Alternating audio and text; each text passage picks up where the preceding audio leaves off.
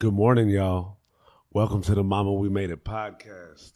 It's Tuesday morning, August the 15th, and we got a very special one-time shout-out for somebody extremely amazing in our world. Lena! Happy motherfucking birthday. Let's go. Lena! Everybody go wish this incredible soul, Lena, a happy birthday. If you know her, do so. If you don't, find out who it is. You dig?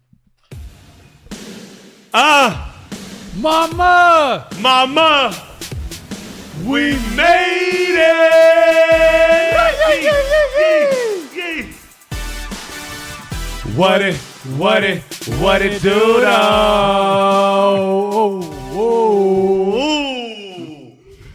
Bust a move right fuck now. Around, please fuck around. You feel me? Let's go. It feels fucking gorgeous in this room tonight. Yes. Ladies and gentlemen, we got my brother Young Murph in the building. Young Murph!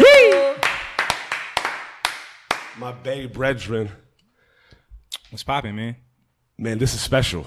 Yeah. And it's crazy because you and I have probably known each other forever and like we can't figure out the date. See. You feel me? I'm telling you, it's bro. a gorgeous thing. We like, gonna figure it out. But like we don't. You know what I'm saying? We don't, but we do. Yeah, it was written. Yeah. I'm super excited to have your story on this podcast, family, and it's like it's so beautiful to see the Bay in general coming with the wave right now. You know what I'm saying? It's been brewing, and naturally it's ebbs and flows, but I really feel like right now is a time like the elixir of just like the Bay hitting the culture with its essence. Mm-hmm. And you are a very integral part of that wave. You know what I'm saying? Right on, man. And it's incredibly special to me to get this opportunity to just rock with Murph through the journey. Man, that's dope, bro. Thank you. It's a special experience for me, too. You feel me? I don't really just be sitting down talking to hella cats. Off top. But I fuck with you, and I really like the concept of what you guys got rocking. You feel me? I appreciate you. Man. Thank you. Off top, bro. For real. Yo, let's take it back to the start, like where you just came swaggling, daggling out the womb. Where are you from? Talk to us. East Oakland, California. The town and the building. The town. We got a lot from the town. Yeah, the town. The town is definitely prominent. representing on the Mama We Made It platform. Yeah, the town is. That's good to know. Yeah. That's good to know. The town is righteous. Yeah, extremely. Yo, what was growing up like in the town at that time? My particular experience was like, you know, I was growing up in the 80s and then the 90s, like late 80s, 90s. So I was getting up out of the crack era, you know, as I became to know what the crack era was. Oh, you know, really? like by that time, it wasn't really, you know, hella strong like that. But I definitely came up during that time. You feel me? You know, So you still were exposed to it? You still saw yeah, it, for sure. still I saw it. had hella big homies or uncles, you know what I'm saying, that would be around, and I would realize why my mom would be on my pop's head about having those cats around, but it was to serve a purpose, you know, so myself and my younger brother could really see what drugs would do to you, you know, wow. because it's you've been knowing these people since before, you know, and then you know, he just keeps a relationship with him, and then it's yo, so see, you feel me? I've been knowing this person for 20 years. Look, you could do what you want to do, but just you know. So you saw the results of it. Exactly. Very early, without even really being cued in on it, you know? But then, you know, you come of age and, you start knowing what's going on when you 12, 13, you know what I'm saying, 14. Yeah. Hey, bro, what's really 13, 14. Was That's not that young. No. I mean, it's young, but that's when you really start seeing things and comprehending them. Yeah, off top. But see, I was exposed to certain stuff, and it wasn't even my lifestyle. You know, I was blessed to be able to go to a private school. Awesome. My mom worked for Oakland Public Schools, so the last thing she was finna do was put me in Oakland Public Schools when she was working there in the 80s. Wow. You know what I'm saying? From the onset. Yeah. So my pops used to make fun of her. When I was 2 years old, she'd be driving around in town looking for private schools. What school could I get him in? You know, what's the best one that we could afford? Yeah. You feel me? And so that was the mission. And he'd be like, bro, you 2 years old, you can't even talk yet. She looking for schools. Was your mom a teacher? Or? Yeah, my mom was a teacher. That's why. She was like, before I was even able to go to school, she done had like 3 guns pulled out on her. Oh my you know what I'm saying? God. And she working in special education anywhere from middle school to high school. Mm-hmm. You know, at that time she was only doing middle school. So it's like, think about a middle school, bro. I got these little kids threatening me. Yeah. Yeah. That's insane. But you remember that movie Fresh, where Lil Bruh would be in a backpack and he had to go from one spot to another. He really became a boss. You feel me? Okay. But like he was just really just kind of like running shit in his backpack from place to place. You feel me? His older sister was fucking with somebody she shouldn't fuck with, and that's how he done got in the game and all that. Oh, wow. But like you should just peep the movie. It's a classic. Yeah. It's a classic, bruh. But yeah, so like I used to hella relate to bruh because he had all this shit around him. He wasn't of that world. He wanted to just be like a little kid, you feel me? But like there was hella shit around him that was just many, you know? Yeah. And, like even though my parents and like my family was cool, like I was one of the only people on the block to really have like two parent house type, you know what I'm saying? Wow. It was the shit around me that was like many, you know? Did your parents keep you in the home? Did they try and like really suppress that? Oh yeah, off top. My mom would hella much, but my pops would be like, you know, nah, what? You feel me? Like when he wanted me to come home, that's when I needed to be home. Other than that, I don't care what you do. Like that was really my pop. Like I don't care. Got you. I don't care, bro. Just don't be fucking up in school because I be working hella hard and I'm paying for that shit. Absolutely. And like, don't like, you know what I'm saying? If you get arrested, that's cool, but I'm not finna bail you out. That was always his like, you do what you want. Get arrested. I'm not finna bail you out, but like, do whatever. And it's wild because like having your pops having that mentality of just like go out and be free, but you knowing that pops was at home to like put it down on you. If shit went awry. My pops was out of pocket too. He was like he was an ex-boxer and shit. You know what I'm saying? Wow, so it's like I wasn't really trying to fuck with him like that. You know, it was like when I got to a certain age, I was more on some like trying to outsmart him, you know, than just to be rebellious. You know what I'm saying? And if someone's like telling you, yeah, do whatever you want, you're like, well, now there's nothing to That's rebel. just not that exciting anymore. So that's what I'm saying. So I never had a curfew or nothing, you know, but I didn't drink, I didn't smoke, I didn't do shit in high school, you know, but fuck with girls every now and then. But really, we would just go to 24-hour fitness and just hoop, you know?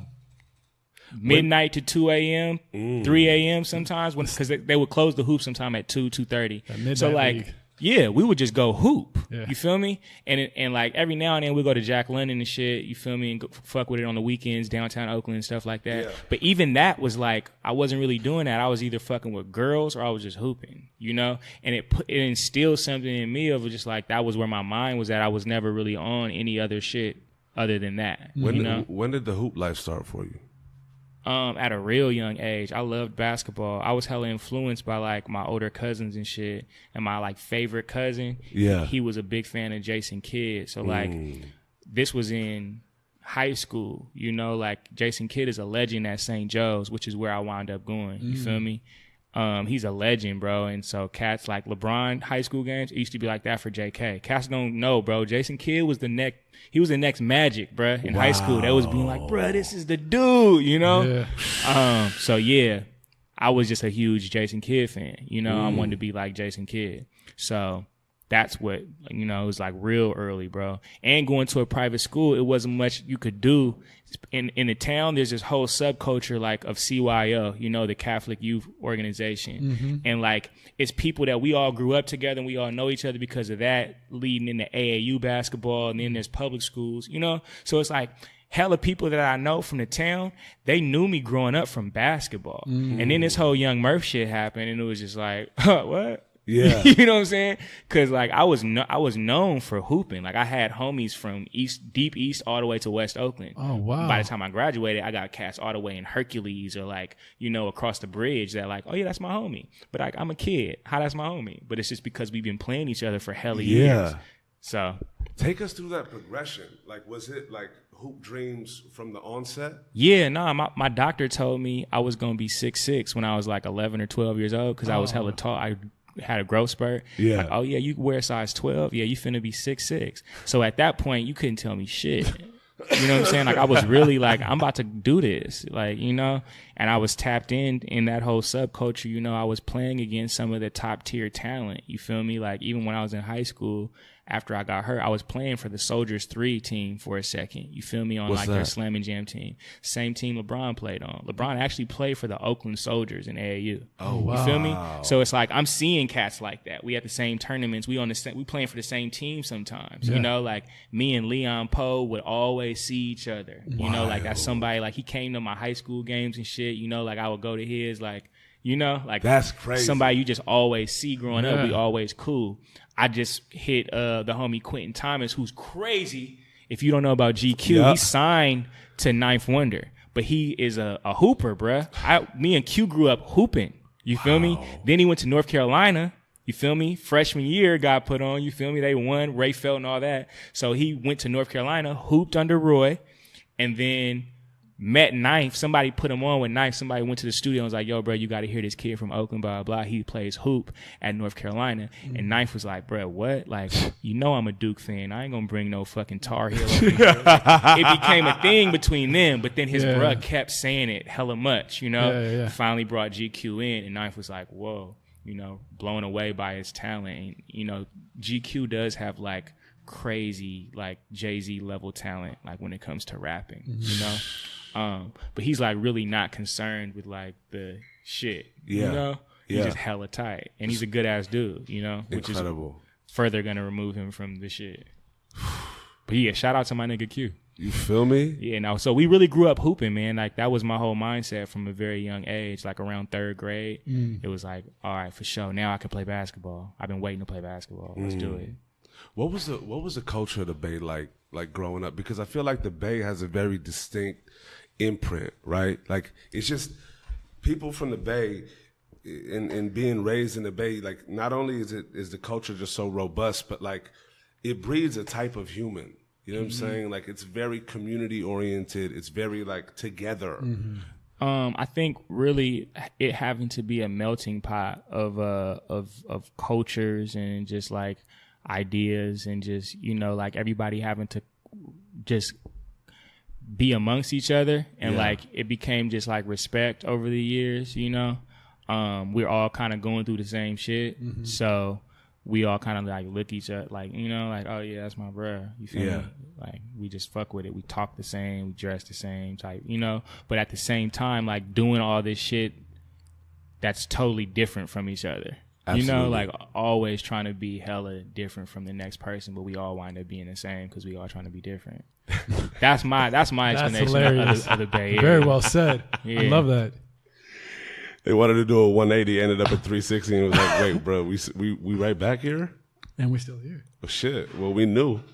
Yeah. Was your community built on playing hoops at that time? Like, was there a set group of friends that's what you guys did communally, or and did it keep you off from like other kids that, you know, didn't go to private school? I had this juxtaposition where, you know, I was living in East Oakland, I'm living in Funktown, and that's where I was little, bruh. I was the youngest person in this like 9-person clique, you know. But do you have any siblings, by the way? Yeah, my younger brother. Okay. I have older half brothers and sisters, but I don't really have I don't really have a relationship like that with them. You know, I fuck with them, but like we don't, you know what I'm saying? That's the reality of the situation. So it's like my brother and I are hella close. Like, you know, that's my best friend. But like my pops, he stayed with my mom and he had kids and like shit before her, but like I think there was a certain amount of resentment because like he stayed with my mom, you know, so it was like we were the youngest kids, we were the family, you know what I'm saying? So it's like we not really gonna have a relationship with him anyway, and I'm not even tripping off that. You know, I understand. You can't control that. But we was always raised to have love for each other, you know, and like we would be around each other at certain times, and it's like my older sister Tina, like she used to watch us and shit, like she really put on, you know. I love them, but it's like we don't really have a relationship like that, you know. But yeah, so my family life was like, you know, growing up in East Oakland and being with my mom and my pops, and like they were very like spiritually based, religious based, really. Oh, really? Yeah, for sure. My mom is a gospel singer. Oh, wow. Yeah. So when I was younger, she would like be singing at the Orpheum or like the gospel at Colonus. There would be these crazy things where wild. Yeah, she was in this choir, James Mitchell in the Elements of Praise, and then also Lawrence Matthews. These cats would be like all in Japan and doing crazy shit. My mom would be like singing, you know. She could sing hella well. That's wild. And she writes songs in her dreams. I'm telling you, bro, I can't make this shit up. My mama ain't gonna lie to me. I know that. So it's been that since we was kid. Like, you know, when she told me that the first time, I remember being like, all right, bro, for sure. But yeah, you know, I grew up and it was like, that's really how it was happening. So I was like, oh, okay, for sure. That's how God gave it to you. I can't be mad at you. You feel me? But she would really wake up in the middle of the night and have all the lyrics. She not thinking about it. That's amazing. Think about it. What a gift. No, it's really what it is. Like, God has given her the words, and then she just wake up, start writing. She not sitting there thinking about, what if it's like this? She just write it. And then the first time she sing it, it'd be the melody. It'd be like, you know what I'm saying? Oh, wow. Like, and you never heard it. It ain't no music either, so how are you even working it out? It's just be like, here you go, pow. Just the song's naturally flowing. I love that. That's why I be saying, I'm trying to get there onto where it's, and I'll probably have to like be more spiritually enriched in order to get to that place, obviously.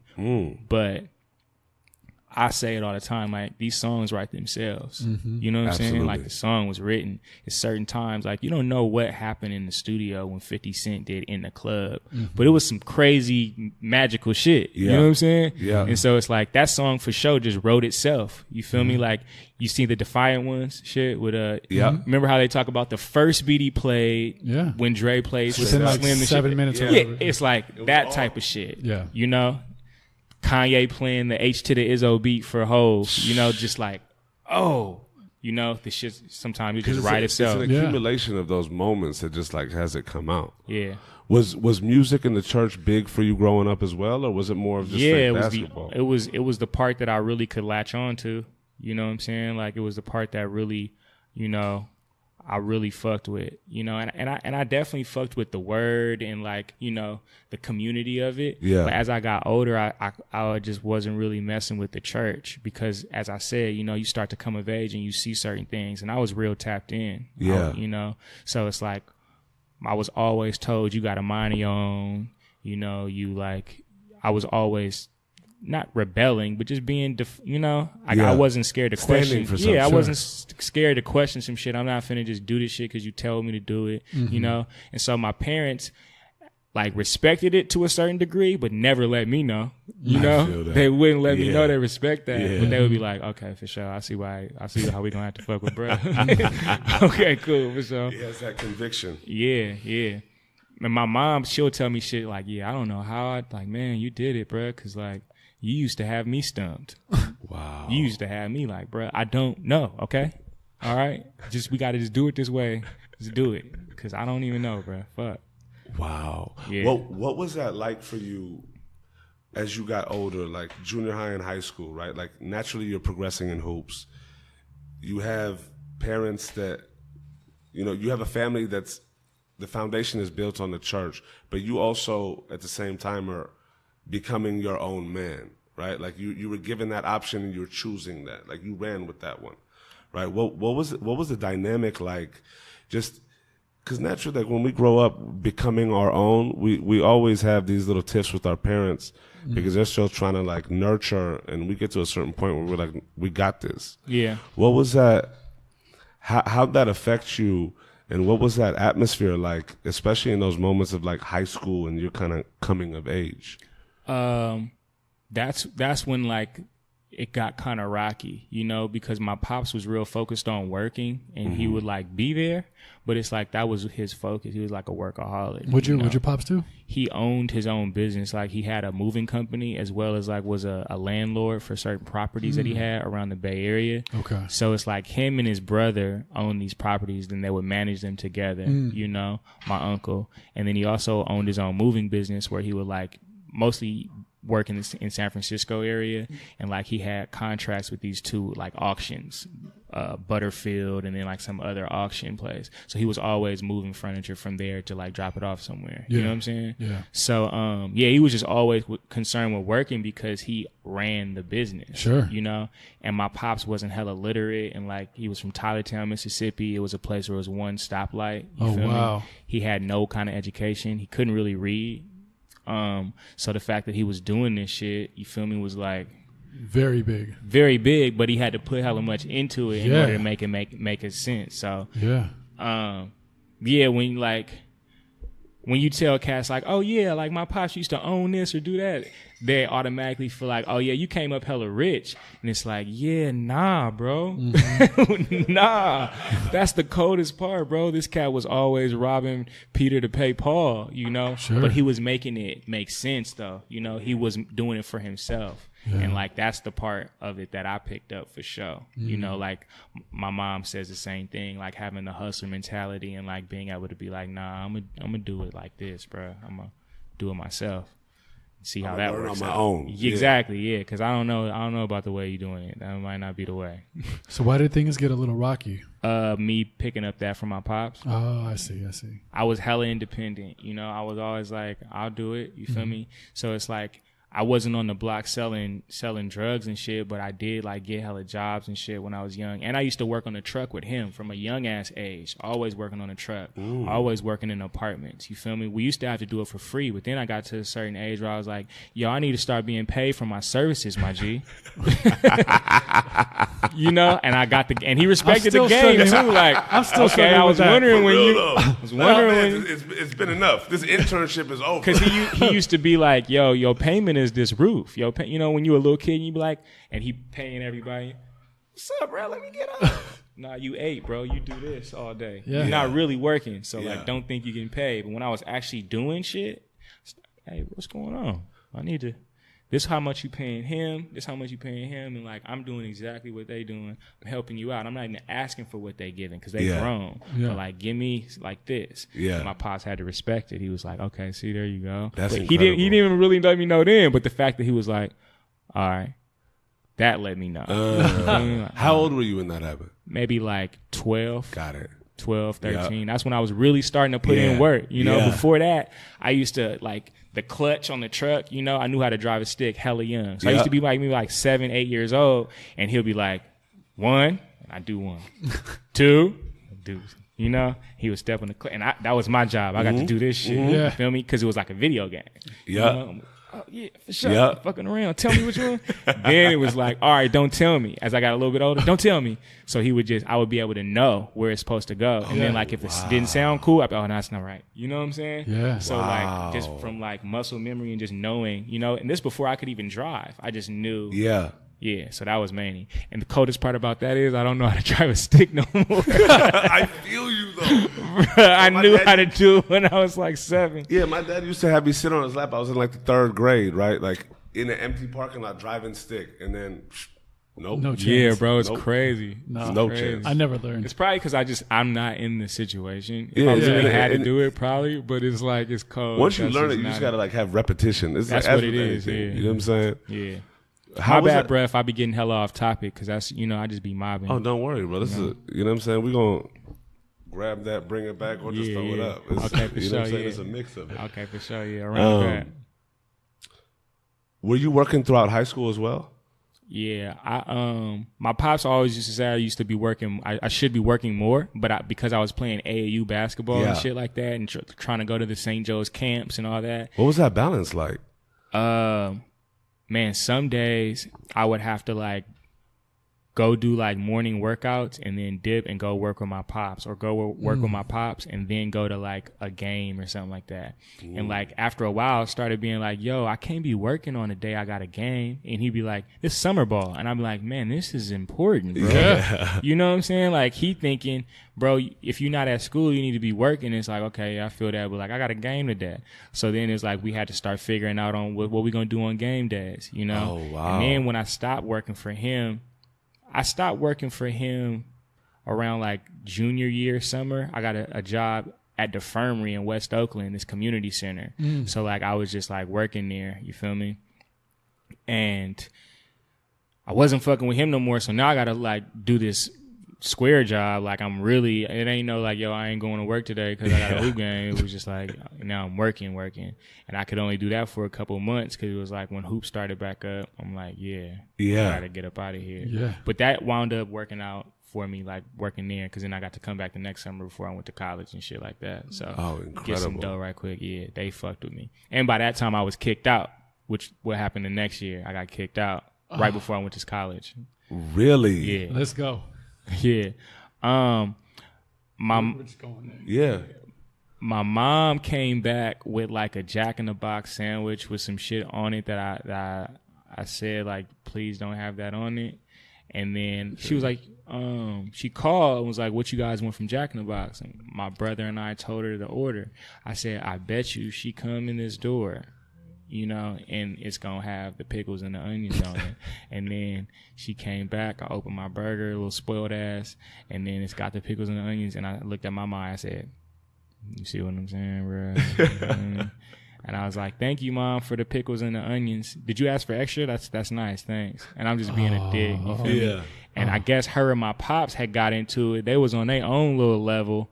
So she wasn't fucking with shit right now. Yeah, that was one of those. And it was like, she got at me, moments. And then I started getting at her like, bro, what you mean? Like, you don't be lit? Because she didn't. She don't, still to this day. I love my mom. That's my, you know, my heart. Absolutely. But she don't be listening. So it's like, bro, you can't be mad at me that you just don't listen. Like, it was a joke. Yeah. Because it's real. It was just wrong timing. You know, but I was like, bro, it's a real thing. Yeah. Don't be mad at me that you don't listen. You don't be listening. We all know you don't be listening. You know, and I'm talking to her like that. I used to talk to my mom kind of crazy sometimes. Not like be yelling at her and cussing her out, but just talking to her like, yo, I'm an adult. You're an adult. We could just talk about this, right? But I wasn't an adult. You know what I'm saying? I'm 16. I'm 17. Yeah. So this is when I'm 17. And it's like, feeling like, bro, come on, like, level with me. Just be like, my bad, bro. My bad. I don't be listening to you. What you say don't matter to me. Yeah. Say that. I respect that more than you just being like, don't talk to me like that. You don't know what you talk like. Cause I do. Just be real. You know? She wasn't feeling that. And then my brother had said something, and I was like, nigga, ain't nobody even talking to you. So then me and my brother start going at it. And then it was just a fucking domino effect. Yeah, we fight. It was just hella just tension in the crib. And then me and my brother fight, and I dip for a bit. And I'm like, all right, bro. And then I come back, and my brother done broke my computer. Oh. And I'm like, bro, who's paying for this? Because he's not. For real. But he's going through the same thing I'm going through because he's 4 years younger than me. So he's now just becoming a teenager. My brother he's hella into the hoop too because I am. He's in the gym. He's 14. He's bench pressing. Like I'm in the gym now. What you mean, bro? You ain't going to yoke up on me. And I had to... And so, it just turned into just a not cool situation where I just went and lived with my godmother for a second. It was your choice? It was my choice, but she wanted me to come back after a while, She told me to get out. Like, she was like, get out. Yeah. And then my pops had been said, bruh, I don't fuck with you. Like, I love, like, but I don't you could leave. Like, I'm not finna be talking to you. So he had already checked out. He don't care. That's why he was never even in that equation. Because if he was just gonna fight me. Like, bruh, you not, like, what? Like, he's from another school. Tylertown, Mississippi, bro. They like, no, I don't give a fuck what you think is going on. Like, this was finna go on. But he can't do that because it's a changing time. You feel me? Yeah. My pop's 20 years older than my mom. So he was damn near raising us all at the same time. Oh, wow. If you really want to keep it lit, she 20-something years old. And it's like, he 20 years older than her. He like, bro, all y'all tripping. My mom is the middle kid of 9 kids. She from the project, Hunters Point, in the city. So, like, she, like, you know what I'm saying? She trying to figure this shit out, too. And he like, oh, bro, what? So, at a certain time, he like, man, I'm not, what? Finna deal with y'all? Because like, the way I'm finna deal with it is I'm going to go to jail. So, like, that's really how he was. Like, I'm finna go to jail, so I can't fuck with y'all. I respect it. He was right. Absolutely. He was and right. It was also like, you want to be a man and talk all this talk? Like, go be a man then. Yeah. I remember one time, they were fighting one time, and I, like, bust in the room, like, hey, man, you ain't finna be talking to my mom like that. You ain't finna, like, what you about to do? You about to hit her? Like, I'm just... Cause like it was getting hella heated, you feel me? And then I got the fucking teenage rage hormones going on. Yeah. So I'm going in there and I'm trying to challenge my pops, and he was like, "Whoop, bow." Oh, you thought that's what you thought? Oh, what? And he was like, man. And he told me, he was like, I feel you.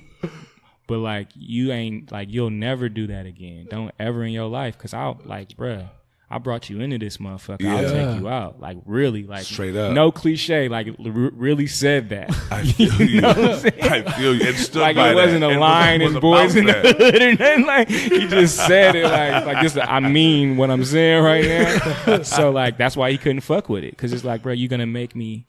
And I get my temper from my pops too. Like he had a terrible temper. So it's like, you're not finna make me mad. I can't trip. Y'all don't understand. I can't trip off this shit. Yeah. Because if I do, I don't know how to trip off of it. Yeah. I'm gonna be crazy. Yeah. You know what I'm saying?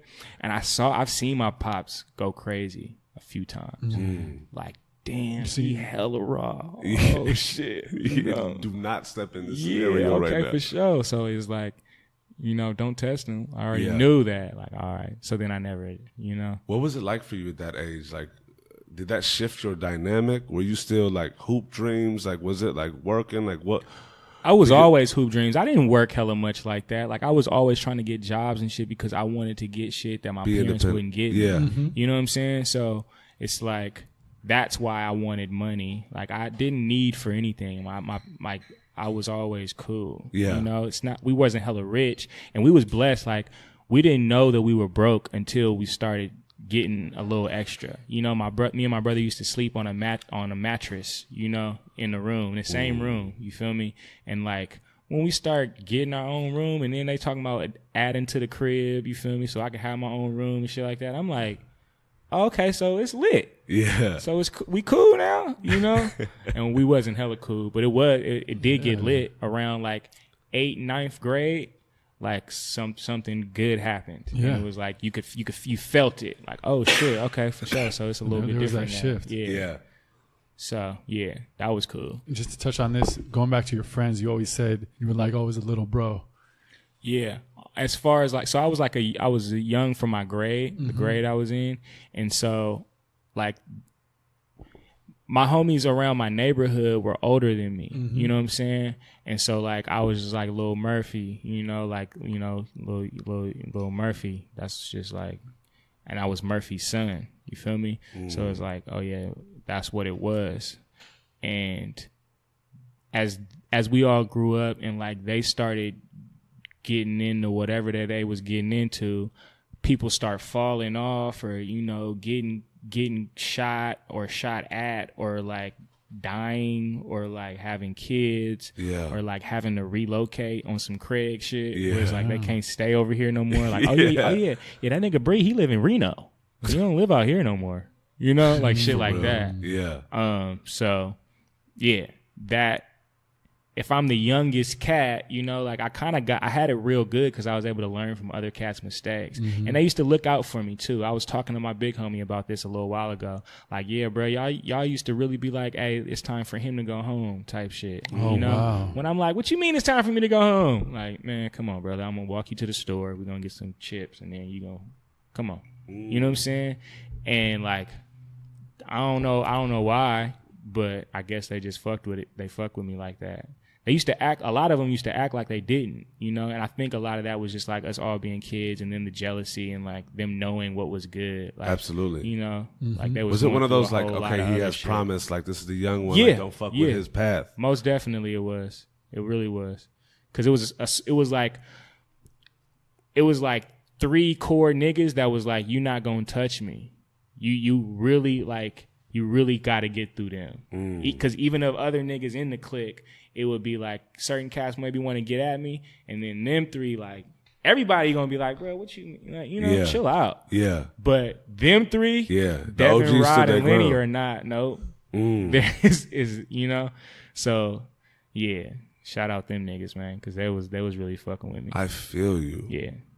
As you progress through high school now, and you're living on your own. Oh, not on your own, but you moved out. You're living with your stepmom, you said. Yeah. How long was that for? My godmom. Oh, your godmom. Sorry. Yeah, that was for a summer. Okay. Like, it was like into high school going into the summer. So, yeah. Like, there was a time where I was still going to school and shit. So I graduated not living at the crib. Got it. But had a graduation party and shit at the crib because I had like family and shit. It like when I did, like, it was hella amicable. Yep. Yeah. Straight up. It was like, okay, for sure. Yeah. Like, I wasn't, because at that time, like, you're literally like on the cusp of being a man. Exactly. So it was like, my pops was fucking with it. The fact that it was like, yeah, I'm finna go make my money, bro. I'm finna drive my car that's in my name and do this shit. So that made him fuck with me even more. Awesome. And like, we definitely had a relationship, but it was like because of how he came up, he always looked at us, especially me and my younger brother, because he was there. Like, y'all hella soft. Yeah. Oh, wow. Like, y'all hella weak, bruh. I feel you. My other kids go through it harder than y'all because I'm not even there. So, like, y'all weak, bro. What you mean? But it wouldn't be on my head like that, but it was always just like the undertone. Yeah. Like, oh, yeah, man, good job. Good job. He's like, that's what you should be. Go back to where that's I what you should be doing. Over here manicuring. It was never like, yay. It was always like, yeah, bro, for sure. Good for you. Man, that's good, man. Good job. And when he did do that, that's when you knew, like, oh, yeah, he fucking with it. Because it was like, man, bro, like, you really had to do some shit to impress him, But, like, my friends fucked, like, he used to fuck with my friends hella much, so they'd be like, hey, man, hey, Mr. Holmes, like, the girls we about to go see today, hey, man, Murphy got a good one. Murphy got a good one this time. And he would get juiced off shit like that. Like, okay, all right, yeah. Respect. For sure. That's what I'm saying. For real. So, like, I definitely had a cool relationship with my pops, but it got hella better as I got older. Yeah. Like, that's when we really start fucking with it. Because really all he cared about was working. Like, and I think he was just working hella much so that we was cool. So, as we got older and it was like, okay, yeah, now he's starting to be a lot less dependent on me. And, I got to fuck with this one and then I'm out of here. Like, he started lightening up a little bit more too. You feel me? And he was just getting hella old. So it's like, all right. Sure. In high school, did you have like any thoughts about college or what you were going to do afterwards, or was basketball like? I was finna go to like UCLA or Cal or somewhere like that, North Carolina, Duke. I was gonna go, like, that's where I'm about to go, And as time went on, I realized that was less and less of a reality, especially after I got hurt twice, broke my ankle. Oh, was this in high school? Yeah. Just during the game or what? Yeah. I used to hoop at this spot called Bella Vista in the neighborhood. It was like, that's where we all hooped at, And my coach found out that like I was like doing hella street ball shit, and St. Joe's had a very strict basketball program and shit. You wasn't supposed to play outside, and like if you did, you supposed to wear ankle braces and all that. So like I had this tip dunk, and came down on my homie acted like he was gonna jump and went down. So like when I came down like on his leg. So my shit just said, my older cousin he was with us, and he also played on the team. And coach already hated him. He wasn't getting no burn. He wasn't getting no love. My coach just hated my older cousin, and he's older than me. And he was like, "Fuck. All right, well, I'm really not finna play this season because I was with you." Yeah. That was the first thing he said. Wow. He was like, he's like, fuck if you okay, fuck. Yeah. I'm on the ground. Like, and I got hella niggas like, you feel me? I'm in the middle of the funk. So it's like, nigga, walk that off, bro. Just jump on it, bro. You gotta jump on it. Niggas be like, you gotta. And I'm like, no, there's something wrong. There's something wrong, bro. There was a pop here. This ain't no. There's something wrong. This shit is crazy. And then my cousin had to carry me, and like, wow. Like both of us knew like this is bad. So that's when shit took a like, it's like I thought I was finna just play basketball. Wow. What did that do to you, like, just like mentally and emotionally? Was that just like a hard thing to take in? It was real fast. I'm not one of those cats that was like getting hella like visits from the top tier schools and shit. But I remember that summer, Like, I was guarding DeMarcus Nelson and shit, who went to Duke, and Tim Pierce and all these cats. Yeah. So, like, I had gotten letters from big schools. I think I still have the letter from Duke. Like, I was in that stage of, like, where they send the first letter out to be like, yo, man, you know, we just see you. You feel me? Yeah. And then it was just, like, quickly. And he's up. Yeah. So it's like I never even got to get into it to be like, yeah, I'm about to be a top prospect. It was just like I was just cool. You know, I was good. You feel me? I'm sophomore, like, oh yeah, he's good. We'll see what's good with him. You know? But yeah, that kind of fucked everything up. Yeah, because sometimes it's if that's what you've been doing this whole time, and that's what you're like, you dream about it. It's like, that's what I want to be when I grow up. Did you have those thoughts too? Or was it just like... I mean, yeah. I think by high school, I knew I might not go to the league, but I knew I could get a scholarship. And that was because of the cats that I knew around. Like, you know what I'm saying? Yeah. When I'm in 15 and I see LeBron, like I'm standing next to him, and like we walking through the fucking casino, and then there's people asking him for his autograph and shit like that. Seeing that at that age... You're like, yo, so it's probably bad for me. But I know I could go to college. I knew I could get my school paid for. You know what I'm saying? So that became more of a reality as opposed to like, I'm finna go to the league. So what'd you do after high school? Went to college. Where'd you go? UC Santa Cruz. I went to Santa Cruz. For real? My first year and a half. That's player. Yeah, what college were you in? Oaks. You know I was in Oaks. Yeah. It's so wrong though. Hey man, but I love Oaks. It is what it is. It is for sure fucked up, but yeah, I was for sure Oaks, right? I was in Stevenson. Okay. And shout out to all my slugs out there listening. Yeah, man, the banana slugs, fuck with us. That's tight. Yeah, man. So you say for your first year and a half you did? First year and a half, and I did. Where'd you go? That's when I went to New York. Oh, okay, fast. Santa Cruz, man. That's great. Yeah, man. You liked it? I loved it, bro, for what it was for me. You know, because that was my transition period from like I was still playing hoop in high school and I loved it, but it was like I'm just kind of doing this because at that certain point it was like that was my social circle. That was my, you know what I'm saying? Like I was known for that. I came up in that. Sure. So I wasn't in the position to just take a left turn. And Santa Cruz gave me that opportunity to take this left. And I had homies that didn't respect it or understand it or fuck with it at first too, you know? Why? Because I was a hooper. Yeah, just because you were brought up like it was they hard like, bro, in that community. What you doing, bro? We hoop, you know? Yeah. Even my own brother was like, oh man, you finna rap and shit? Fuck, bro, I hate when cats do that. You know? And he a kid, and I'm like, damn, bro, why can't I live? Wait, why'd you choose Santa Cruz? I didn't choose Santa Cruz. Oh, okay. Santa Cruz chose me. Oh, so like I was really dead set on going to Chico. My older cousin was on the coaching staff at Chico, and you know they won that championship. You know, a year or two before I was about to go to school. I was juiced off going there. I was supposed to go, and then I broke my ankle again. Oh, so that was what happened. The same one?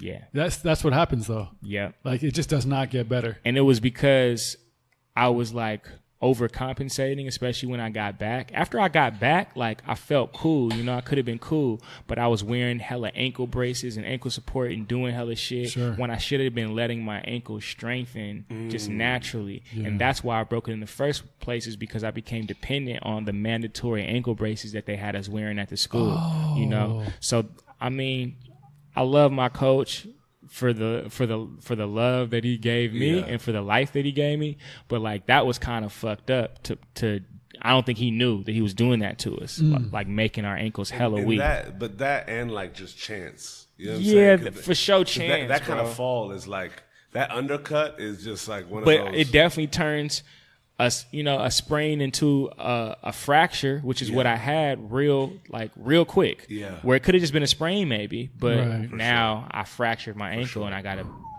I'm out. Yeah. You know what I'm saying? So yeah, after doing that twice, no school was fucking with me, not even Chico. So I kind of didn't know where I was going to go. Santa Cruz was a last minute decision. I stayed in Hung Lim, the all Asian dorm, because I got all my shit last. You know what I'm saying? Like, I feel you. I was like, bro, it was amazing. Because Hung Lim just sounds fucking majestic. Yeah, because I came from the Bay where it's hella Asian people, and I went to St. Joe's where it's hella Filipinos.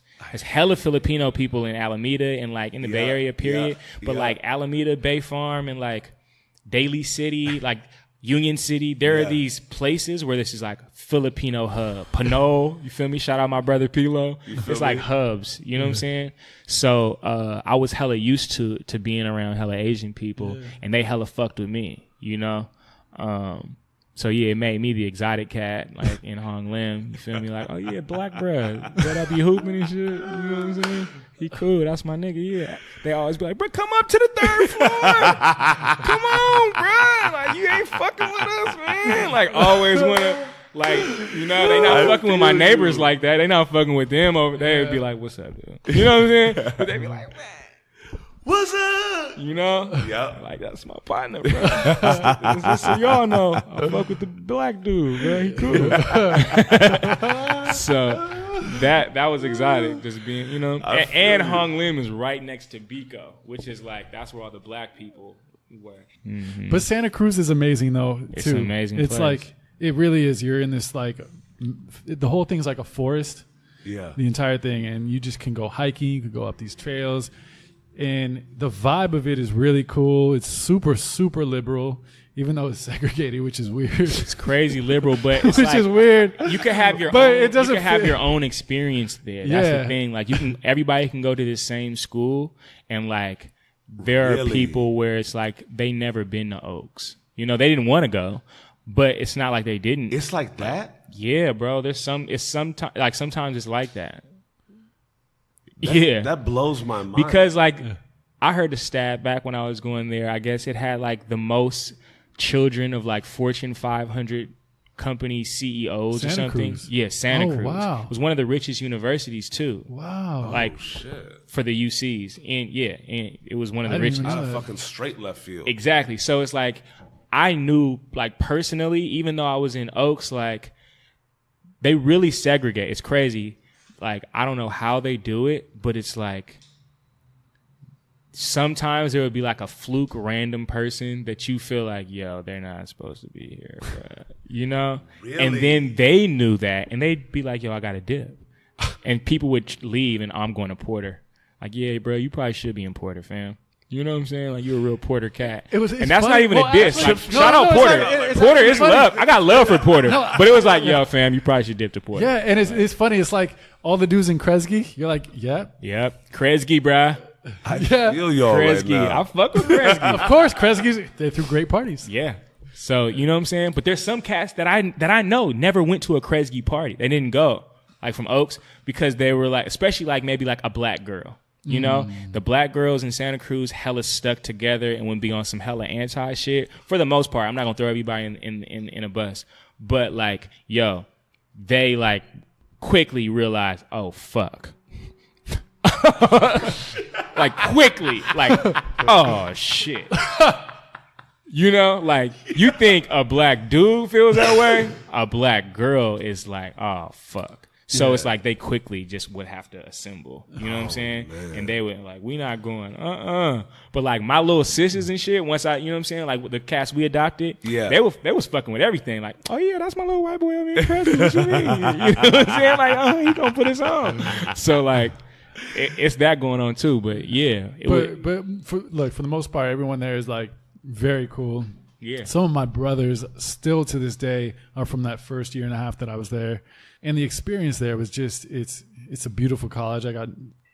That's actually where I identify the most of my college experience was that first year and a half at Santa Cruz. That's crazy. Cause that's when I met Marquis Basie, and then he did. We knew of each other before that, I feel like, because of Hoop, or he says that, but like, I don't remember him. I was better than him. Fuck him.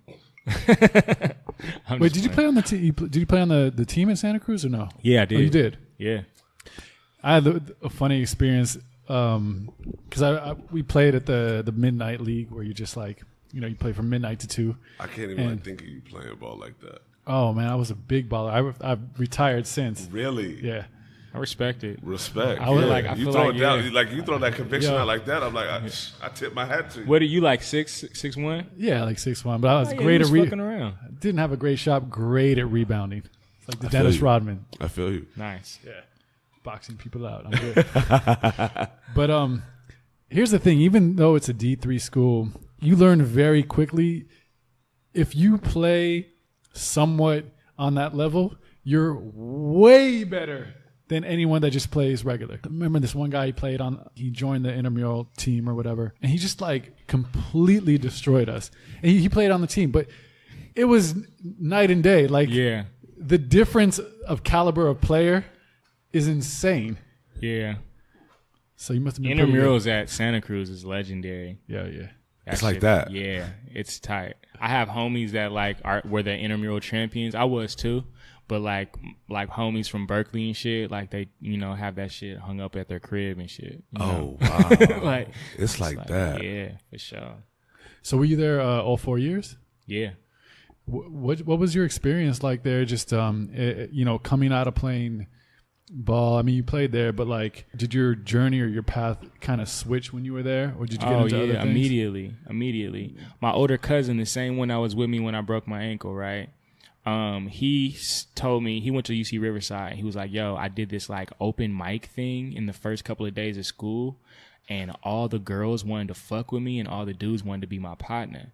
And he was like, if there's anything that I could suggest you do, bruh, is just do that. Just put yourself out there and everybody want to fuck with you because you, bruh. You feel me? He was like, but they don't know that you yet. He was like, and you cleaner than me. So like, think about how they gonna fuck with you. That's hilarious. And he really told me this. And I was like, damn, you're right, cuz. Because he don't, code. Like, neither one of us, we didn't sing and rap and shit, but we'll fuck around, like, play around. Sure. You know what I'm saying? And I had a love for music. I'd only sang in front of people maybe like 2 times before that. But I went and I did what he said. There was this thing called Oaks Idol in the beginning of school, first couple of days of school. Oaks Idol. Yeah. Shout out Oaks Idol. And then it was like karaoke or like if you have a talent, just icebreaker shit. Like it was maybe the second day of school. And classes haven't even started yet. You know how you have orientation? Yeah. You feel me? Yeah. So we there and I'm with 2 of my homies. They're from high school and they play on the team too. So I'm like, bro, we already got this. You feel me? We know each other and like we from the Bay. Like, let's go up there and do what Trey said and sing Shy, and if I ever. And we all know the parts. And then one of my homies is like this. He's a child prodigy on the keys. You know what I'm saying? Like, he's crazy. When we was in high school, he used to like play for benefits for the mayor and shit. Like, what you finna do this weekend, Dave? Like, I gotta play like a 200 plate dinner. Like, all right, bro. He was just raw. So like, I'm like, Dave, come on, bro. This would be it's a piece of cake, bro. And I'm thinking about the girls at all times. You feel me? Bro, what? They hella scared. They don't fuck with it. And to prove them, like, to be like, y'all some bitches, I was like, I'm finna do this by myself. And I went up there and I was like, man, I don't need none of this shit that y'all got up here. Just like that, like hella like, man, what's up, man? I'm Young Murph from East Oakland. You know what I'm saying? Young Murph. Because I'm straight front, like, I'm literally, I was in East Oakland 2 days ago. I'm Young Murph, and now straight I'm here. from East Oakland. I didn't expect to be here at Santa Cruz. You feel me? I'm living in this all Asian dorm. I'm just taking all this shit on the chin. Straight up. You feel me? I'm with one of my best friends and one of my other like good friends, and we can't even live together because nobody knew I was coming to the school till hella late. You know what I'm saying? So I'm just like, whatever, bro. Yeah.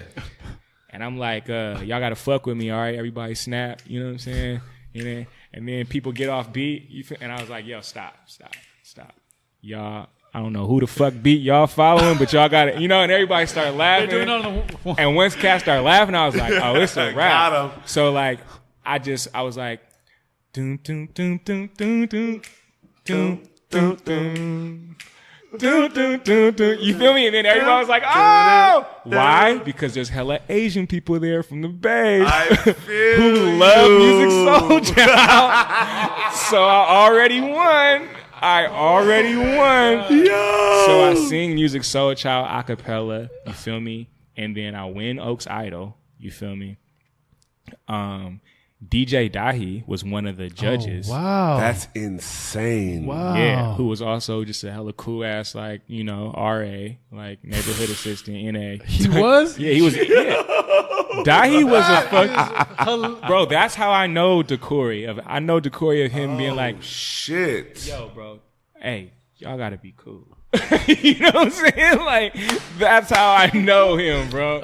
It's like, man, come on, bro. I gotta be cool, bro. You know, because I fuck with y'all, but y'all about to fuck up my shit. Yeah. You know what I'm saying? Yeah. I'm trying to be cool with y'all, like, but I got this thing going on here where I'm in, like they're paying for me to live here, and I'm trying to stay. You feel me? So chill out, bro. You feel me? I'm gonna come back around and then act like that's crazy. So yeah, and he was one of the judges, so they was like, who are you? And I was like, I'm Young Murph. Because I couldn't be Lil Murphy no more. By the time I got to 8th grade, Young I wasn't Murph Lil was Murph. Born in that orientation. So people would be walking around Oaks and being Idol. like, "Oh, Young Murph," and my homies would be like, "That's hella funny that people think that you Young Murph."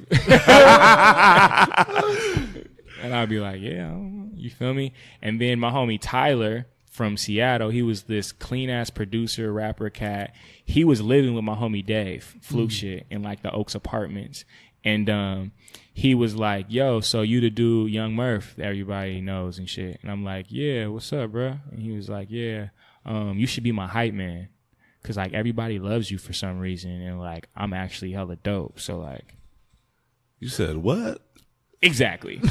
Exactly. Cause as I said, I'm straight and from then the like, silent part was, did this motherfucker really just say this shit to me right now? who the fuck are you?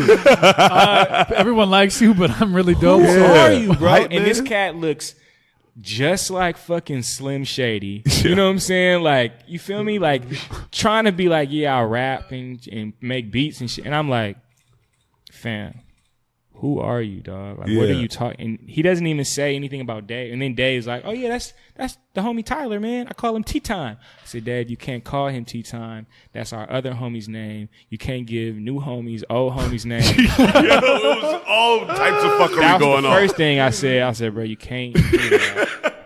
It wound up being his name, though. It did want. He was T-Time. He's still T-Time to me. Respect. But like, yeah. T-times two. Yeah, T-Time, you know, two T-times.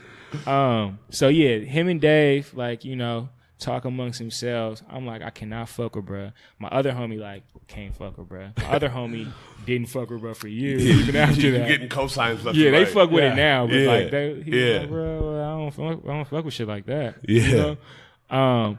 But then Tyler was actually hella raw, and like his mixtape started circulating, and other people were talking about it and shit like that. And because he lived with Dave, he would be in front of my face every now and then. And he was cool with this girl that I wound up like, that was my first real girlfriend and all that. He was hella cool with these cute girls because they lived next door to each other. So they would always go over to Tyler and house to party and shit. You know what I'm saying? So like I would be over there like, yeah, you know, nah, fuck with nigga. You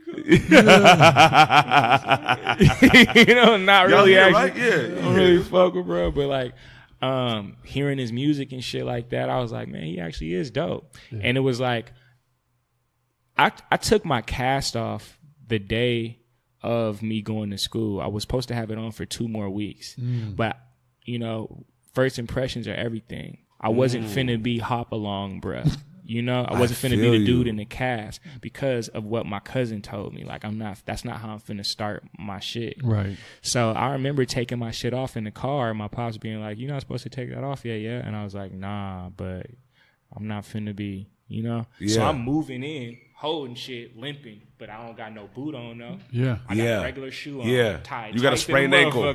But yeah, I just got a sprained ankle right now. Yeah. I'm not coming back from like, you know, 8 weeks of recovery. Yeah. So yeah, that's kind of, you know, coming off of that, like I'm like, bruh, I don't really know what I'm finna be doing, you know? I don't know if I'm finna bounce back into hoop like that. And like, yeah, they were helping me out, but it's not even like I was up there on no full kind of ride or nothing. You know, this is a fluke situation where one of my old coaches got the head coaching job and was like, I believe that you'll bounce back. This is what I could do, you know? Fuck with me. Because I'm trying to turn this team around because they used to suck. Oh, yeah. It's terrible. But he was like, I'm trying to do something, you know? Come fuck with me. And I was like, all right, got somebody that wants to fuck with me. You got to fuck with who fuck with you. Absolutely. And that was the best decision I could have ever made because, like, that's when I started doing music. That's insane. Yeah, that is. Yeah. So when Young Murph is coming on the scene after winning Oaks Idol. Man, Young Murph, bro, he was all about controversy. Really? Without being controversial. That was the craziest thing. Bro, there was a there was this mural in Oaks of Malcolm X, you know, and he's holding up that paper, that newsletter, and it's like that's like a legendary photo, you know. And they did that mural. We photoshopped that for my first project and put the Young Murph project, you know, as if Malcolm X was like, "Yo, fam, you need to hear it." Yeah, but it was just like, first of all, it's Tyler's idea, so it was that's probably he knew. He was like, this is gonna shake some shit up. He was always on that. He's the one that really helped Mark and them get that deal, you know, as 2 AM Club to RCA. Wow. Tyler just being a weird ass mastermind and fucking with the internet. But yeah, anyway, so I think he knew that was gonna do some shit, but he was like, everybody likes him, so it'll just be like, yeah, you know. Why you do that? He was over there in like the dark web, and it even said Tea Time Presents, hella small. Tea Time Presents, the Young Murph project. Oh, yeah. Wow! And he produced every song and like was damn near on every song, but it was called the Young Murph project. Why? Because everybody likes me. It was me on the cover in front of the mural, looking at the words. You know. What was that experience like for you? It was because like naturally you have like this little like rush of confidence, right? And it's just like, okay, this is something cool, but in starting to create, were you finding a rhythm? I respected it. I respected the craft because I always had this love of music. Yeah. And then being able to do something like that, I put myself out there, and then people were like, yo, you sound good. And I was getting like accolades for it, you know? They were reinforcing that for all I got accolades for was like drawing and shit when I was young. Oh, wow. Or hoop. The only time somebody was like, good job. Yeah. So it's like for somebody to be like, yo, man, good job. And I know it's like it's weakness as humans. Like we need to hear that. You feel me? Absolutely. But like that, it was like, okay, maybe I should be doing that. Especially because I'm a freshman in college. I have hella free time. Yes. I don't know. I don't have a mate. I don't know what I'm finna do. I'm not thinking about this shit. And so my homie that wasn't fucking with Tyler and that like wasn't fucking with me doing music and shit, but was one of my closest homies, he was going to all these accounting internship program meetings and like trying to get into this program and all that. You know what I'm saying? Yo, I feel like maybe I should join Black Student Union because it looks good on this and that. And like he was trying to do all that. And I'm wearing a straw hat and a cut off shirt like this, walking around campus. You feel me? Like, what you mean, bro? I'm not finna do that. We're here. Yeah, I'm about to walk around the woods for a second and figure this shit out. Yeah. And that's when I was able to do that. It wasn't all just work out, play basketball. You know, like I was just kind of in this free flow environment with hella free time. You could also reinvent yourself. That's the beauty about college. Yep. Yeah. Is you go there. And especially in your situation where you just happened to not be playing ball because you were injured. Yeah. Excuse me. So it gave you the opportunity and you just went out on a whim and started singing. You said, all right, I guess I'm Young Murph now. Who is Young Murph? You feel me? Let's figure it out. Yeah. I got to be like, yo, so this cat's finna be the only dude not talking about spiritual, lyrical, the sun meets the moon. Because you know that's what Santa Cruz hip hop was. Yeah. Every single one of my songs was about like a female in some way. Not every single one. I had like nowadays every single one is. But back then I would have sprinkled some other stuff. But like I was the only dude in Santa Cruz doing that. Yes. Me and Tyler. Santa Cruz. So like that was another controversial thing that we were doing because they were like, what, y'all, that's not even what we do. We starting to like do the little local shows on campus or open mics. And so y'all had to be just rocking though. Bro, when me and Tea Time and Young Murph became a thing. And by the time I graduated, some kid did a study and was like, 1 in 4 people out of 30,000 people knew who Young Murph was. Wow. Oh my God. Think about if I could have capitalized off that, like off mixtape, internet. Like I didn't do, like I was out of there. I just got a MySpace and I can't tell my age, you feel me? But like, so it's like that didn't exist yet to be able to capitalize off that. I just had that. And that's what it was. Foundation. But it was definitely a foundation. You feel me? Because then I started getting MySpace plays from those places where like they homies put them on, you know. And then when me and the Starting Six started doing shit, it was like colleges in Idaho and like certain places, you know what I'm saying? Where they were like really functioning to our shit. You know what I'm saying? So that definitely, it planted a seed, but it was like I didn't get to capitalize on it the way I could have or even should have, but I didn't have the foresight. I didn't know what was good, you know. I was just doing whatever, just figuring it out. And Tyler left sophomore year, so it was just Young Murph. Oh, wow. So that was big because my crutch was gone. So that was like, all right, am I really going to do this? Because Tyler was a huge crutch. He was hella raw. He was like really good, and he still is. But like, he was really good. So it was like my mentor was somebody. Like I was like Kanye, like, Hov, let me rap. Yeah. And niggas being like, nah. And I was like, let me rap. And he was like, nah, I wrote this hook for you. Sing this. For real.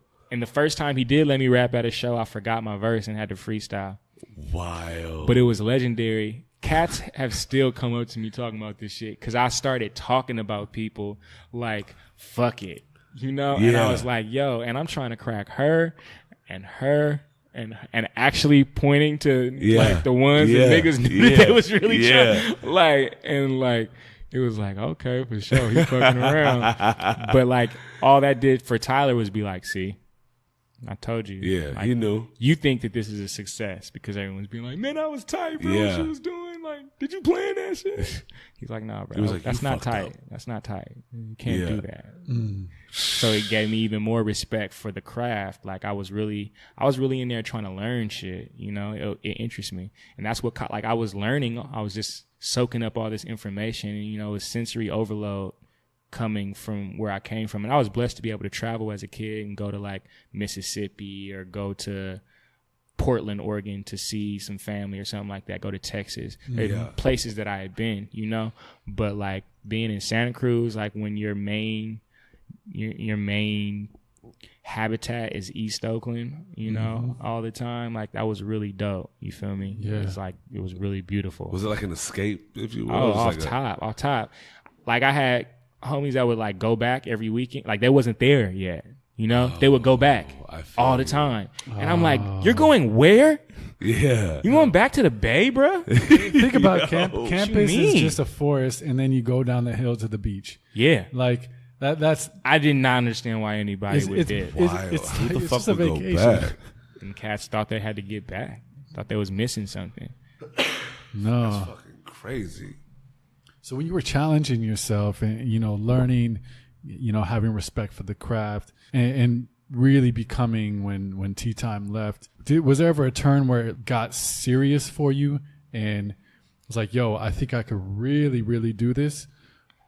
I think the first time I got like paid for music, you know, like got like a cool amount of money because it was fun in college. And then like my last show, like the headlining the atrium at the Catalyst, you know, like having my parents there and shit and like being able to show them like what I was doing and all the support that I got, that was tight. But it was still just like a dream, you know. I didn't know what it took.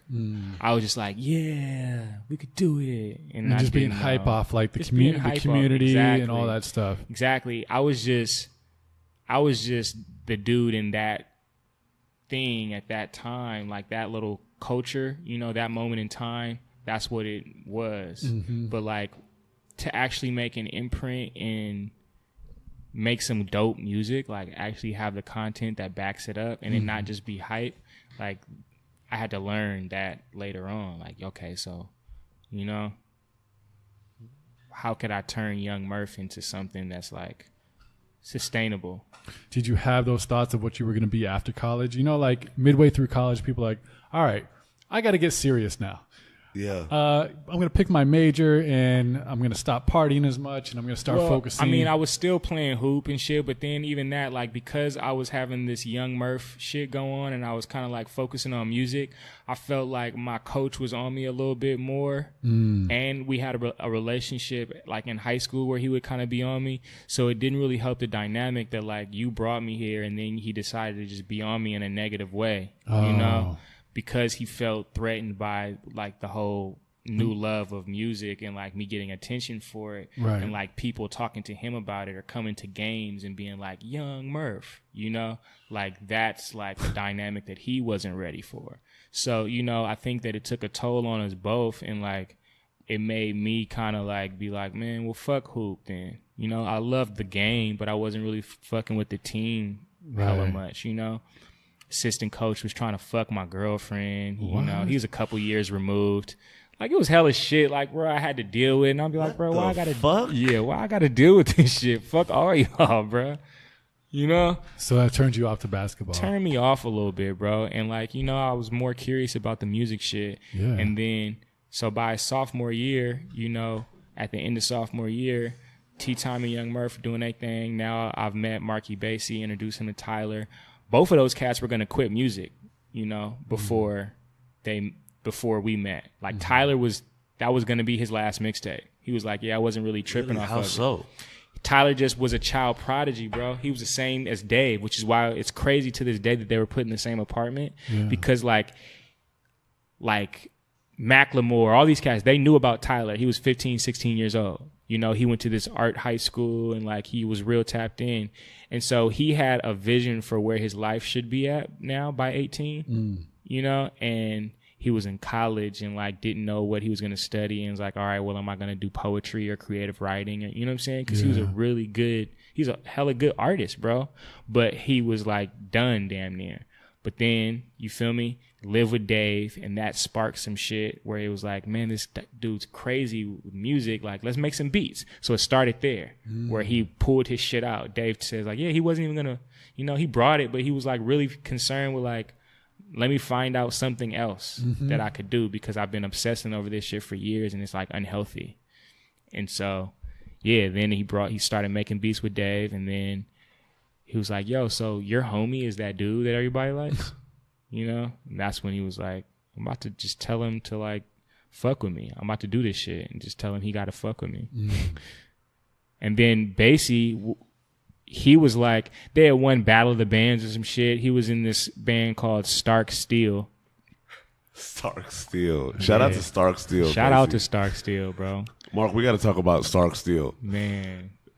Stark Steel was raw. I respect that. Stark Steel. Mark didn't tell me he did music for hella long. We was just homies. Oh, wow. He was like, he came to like hoop tryouts and shit too. But like, it was just like the homie that I met. And then he was like, oh yeah, man, like T-Time and Young Murphs and cats were playing that shit. And like, you know, I heard about you guys. And like, what's up, man? You know, you're cool. And I was like, oh, this dude's cool. You feel me? And we were just homies. And then months go by before I even found out he did music. He was like, yeah, wow. I'm trying, like, I'm not about to do that. Like, you know, so both of these cats are in a transition phase of like, nah, bro, that's not going the way it needs to go. I'm finna dip. Wow. Then, you know, the T-Time and Young Murph shit's going on, and like Mark's tagging along. We're going to parties and we're doing hella crazy shit. And it's like you said, like you got hella close to these cats only in a year and a half, and they're still your brothers today. Like, that's how it was with me and Basie. You know, like, he was only there for that year or so, but, like, we mobbed, you know? Yeah. Such a formative time. So it sparked something in him to be like, I'm finna quit school, bro. I'm about to do this again. I'm finna get with my guitar player. I'm gonna go to LA, start a band, and we're gonna do it. And then Tyler, he been here 2 years. He like, I'm finna quit school too. So both of my homies that are like hella my biggest influences right now in music are finna dip from school. And they like, you should leave too. And Tyler's like, I'm finna go to Seattle for a while and figure this shit out. And then I'm about to like probably go to LA too. You know, like you should just dip and go with Mark. Well, bruh, I said, man, y'all white. Yo. Straight up. I can't dip. I got here. I can't leave. It's one thing if I never made it here, bro. I got here, so like, I'll just see you in 2 years. Wow, that's an incredible perspective to have. Because I was also thinking about how fast 2 years had already gone. Yeah. I'm like, bro, this shit's been hella fun. It's been dope, right? Like, really, when I graduated and I got my degree and shit, you could ask my brother and shit. I used to have dreams like they was finna just be like, nigga, come on, bro. Like, please. What do you mean? Exactly. What do you mean? You didn't graduate college. Give me that diploma. Because it was too easy. It's hella easy. You know? And I'm thinking, like, it's supposed to be this hard thing, and it was hella easy. So I'm like, bro, think about how easy this last 2 years was. Yeah. Let's just do this. Yeah. And then we'll at least lock it down. Yeah, let's just get this piece of paper that everybody's ranting and raving about. Yeah. It's supposed to be so important. Yeah. And they were just like, nah. So they did, and that's when it was like, all right. So what is Young Murph finna do? Mm-hmm. And I stayed in Santa Cruz that summer, and I had to figure it out. And I just laid hella foundation and just was like, and one of the biggest compliments I got was from my homie Mighty Joe, who was also doing some shit with Mark. They had gotten a rap group together. And Joe was like, bro, when you came back after that summer and like did that first little show or whatever, it was like, yo, it's Young Murph.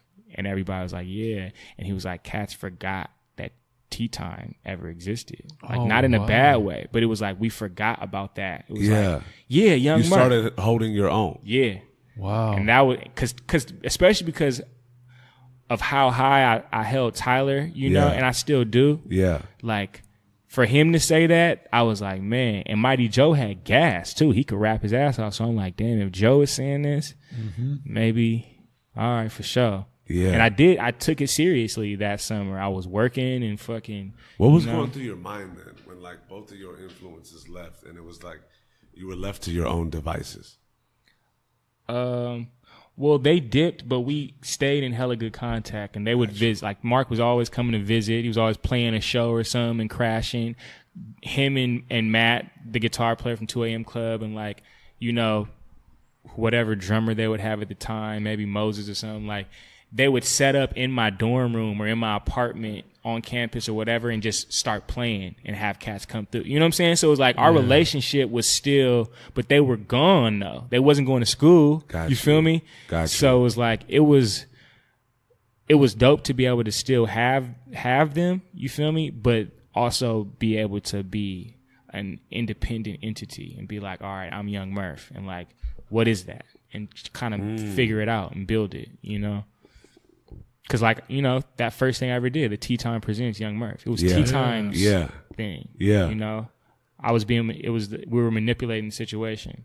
Absolutely. But you started to come into your own. Started to come into my own. And my music wasn't hella good, but I did have this song that was like, that was one of the reasons why hella people knew, cause it would be on the Santa Cruz radio station all the time. Nice. And like even crossed over to like 102.5 for a second. You know, one of those DJs had played it a few times. It was like, dang, bro, he really be fucking around. And like I would be like walking over by the bookstore on the east side of campus, and they'd have some like rally or somebody and be like, oh man, it's Young Murph, bro. Hey, could you come do the shit right quick? Could you do the shit? You know? And it was like, okay, for sure. You know, that's when I was like, all right. Cool, yeah. You started to feel it. Started to feel it. Did it become like super infectious for you? Like yearning for that feeling, but also like expanding your creative?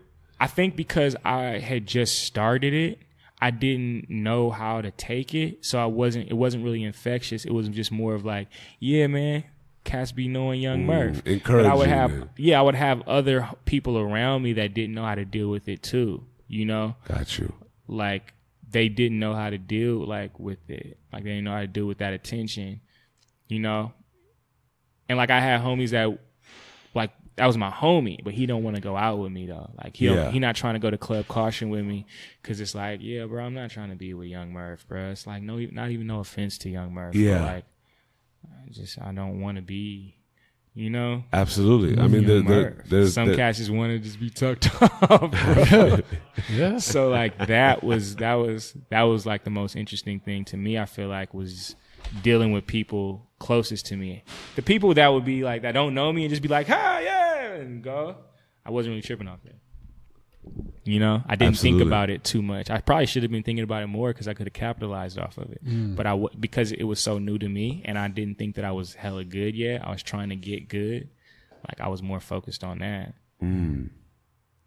So graduation comes around. Yeah. Where's your head at? I'm finna make some money and go to LA. Oh, wow. Really? Yeah. Why LA? Because that's where Mark and Tyler is, and they doing really well by this point. Tyler has now joined the band with Mark, and they're not doing well, but like they're living in a 1-room studio on Sunset and what's that street? Damn, he's gonna be on my head. You know where that Arby's is? Yeah, like Western? Nah, it's right before Western. Vermont? No, that's after. Bronson? Bronson. Bronson? Yes. Woo! Yeah, Sunset and Bronson. Whoa. Yeah, Big Bronson. Shout out. Yeah, bro. So it was like 4 cats living in a 1-room studio, you know? Wild. But they were doing shows and like, you know, like moving. They were trying to get it, you know what I'm saying? Mm-hmm. And at a certain point, they were getting 300 kids consistently to the Derby or to, you know, On Top of the Rocks or something like that, you know? And then there were certain shows where I could play too. You feel me? Like, so, you know, that band, Young the Giant? Yeah. Bro, those were that was one of those bands that would just play hella shows. 2 AM Club had this concert series they started called the Tiny Porno Shows. That's insane. And it would be 2 AM Club, Young the Giant, and this other clean ass band, Dizzy Balloon. Wow. Dizzy Balloon was so hard. Shout out Petros. He was so hard. Yeah. That's insane. Dizzy Balloon, like, they worked with, like, the Cataracts and shit early on and shit. Yeah, they were hella hard. So it's like, think about, like, 3 acts like that before they emerged. You know what I'm saying? Yeah. Those nights used to be crazy, bro. And so, yeah, they were starting to move, but they didn't have no money. Yeah, you know what I'm saying? But, like, things were starting to do well. So it's like, I would visit, too, you know? And I got to see the progression of, like, them doing, like, there's no one here, to, like, yo, bro, this frat party that we're doing tonight is hella tight, you know? And, I was just like, I got to get some dough and just go there. Was it immediate, or did you go back to Oakland? Or? I never went back. So I stayed in Santa Cruz until I went to L.A. Did you work, or? Yeah. I drove. I worked for this Oaks work crew where it was like the same shit I was doing when I was growing up, painting and maintenance and shit like that, and all the dorms and apartments and shit on campus in Oaks. Yeah. And so doing that, you know, it's just summertime, it's off season, so I would do that. And then I worked at the teen center after that. Work a couple hours with the teen center, just like fucking with them, playing movies and basketball and all that. Yeah. Fucking with the kids. Santa Cruz youth is crazy. Then I drove strippers for pinkparadisegirls.com at night. Wait, he just went, I'm working with the kids to, then I drove strippers from Pink Paradise. What? That's what I did, man. I needed money. So I had 3 jobs. That's incredible, though. Like, you wanted that. Yeah, I needed money. Yeah. So it's like, and getting a conventional job wasn't really in the picture. It was just like, I just need money to go down there. I just need money. So it's like the Oaks work crew, they fuck with me. So like, I can go there hella early in the morning from 8 until 3, you know, and then 4 to like 7, I could be at the teen center, or maybe 8 whenever we would close, 7:38. And then from there, go home, have dinner, take a little nap or something like that. And then that night, I'm driving strippers until about like maybe 4 in the morning. You feel me? Sometimes 5, and I sleep for a couple hours and do it all over again. What the fuck was that like? I would be sleeping at my first job off top. Feel you. They would have like the tarps and shit. But this was my second. Be there, but not be there. You know this is my second summer working that shit, though. You know what I'm saying? So it's like, now I know the ins and outs of this shit. So like the painting tarps and shit, me and my homie Jared used to just set them up and be like, yeah, we gonna take over this whole wing and blah, blah, blah. Once we start being able to call our own shots about what we finna do today, you know? Yeah. We gonna paint all this shit this week. We gonna have this done. And for 2 days out of the week, I'm sleep, bro. I'm sleep a good couple of hours on the tarps, you know? And they just... As long as we got our shit done, nobody would really trip hella much. But we did have an annoying ass supervisor, Myra, who would be hating on us all the time. Crazy. But shout out Myra, you feel me? It's all good. You were just doing what you were told, I guess, bro. But fuck, Myra, you used to be on our head. I hope you guys aren't. I don't know you guys. I hope okay. Just don't let me see it, because then I don't know. Like, bruh, Myra, if you don't, are you gonna tell or not? Yeah, Myra, calm down. You know, like when you get like, bruh, you gotta either tell me, are you gonna tell or not? Stop. Yeah, so that was just my process for a whole summer. And you made it out to LA. Yeah. After that summer. Yeah, immediately. I went immediately. Incredible. What was that? What was that step like for you? Well, I mean, I was working all those jobs. I did have some fire up under my ass because my parents were like, you can't do it and you won't. Really? Yeah, they didn't want me to be a rap. Like, bro, what music is now and what it was then was very different. Sure. So it's like they didn't even have a grasp of what it could be, of like what I was even talking about. And that's also just scary for parents. Yeah, they're just like, bro, what you about to be Tupac? Nah, bro. What the fuck you gonna be Tupac for? You just went to school. I just like what? I just helped pay for this. Right. In my mind, I'm like, man, no, you didn't. Y'all was using my fucking loan money and shit. Like y'all didn't like what? Like I knew like what? What do you mean? Yeah. I get to do what I want to do. Right.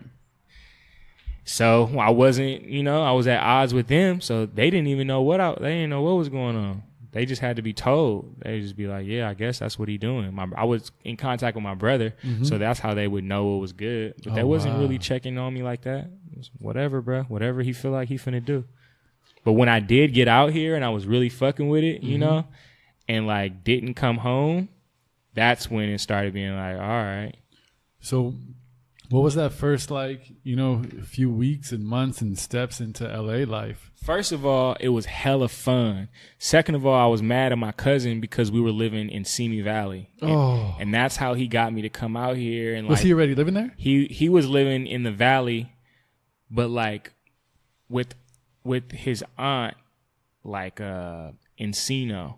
You feel me? So it's like he was like, yeah, so we stay in the valley, so it's like right over the hill. That's where LA is. Yeah. But Encino is a lot different from Simi Valley. You feel me? So it's like different. That's where the apartment was, but it was hella cheap. So I had my budget at what I knew I could do, especially like not having no job and shit out here and not really knowing what I was finna be able to do. So I wanted to make sure my ducks was in a row. Sure. So I took the apartment and I was living with him and my other cousin, the dude that had went to Riverside and shit. So I lived out there for a little bit, but that's when Basie's girlfriend is going to UCLA and like all her homegirls, like we're in Westwood hella much.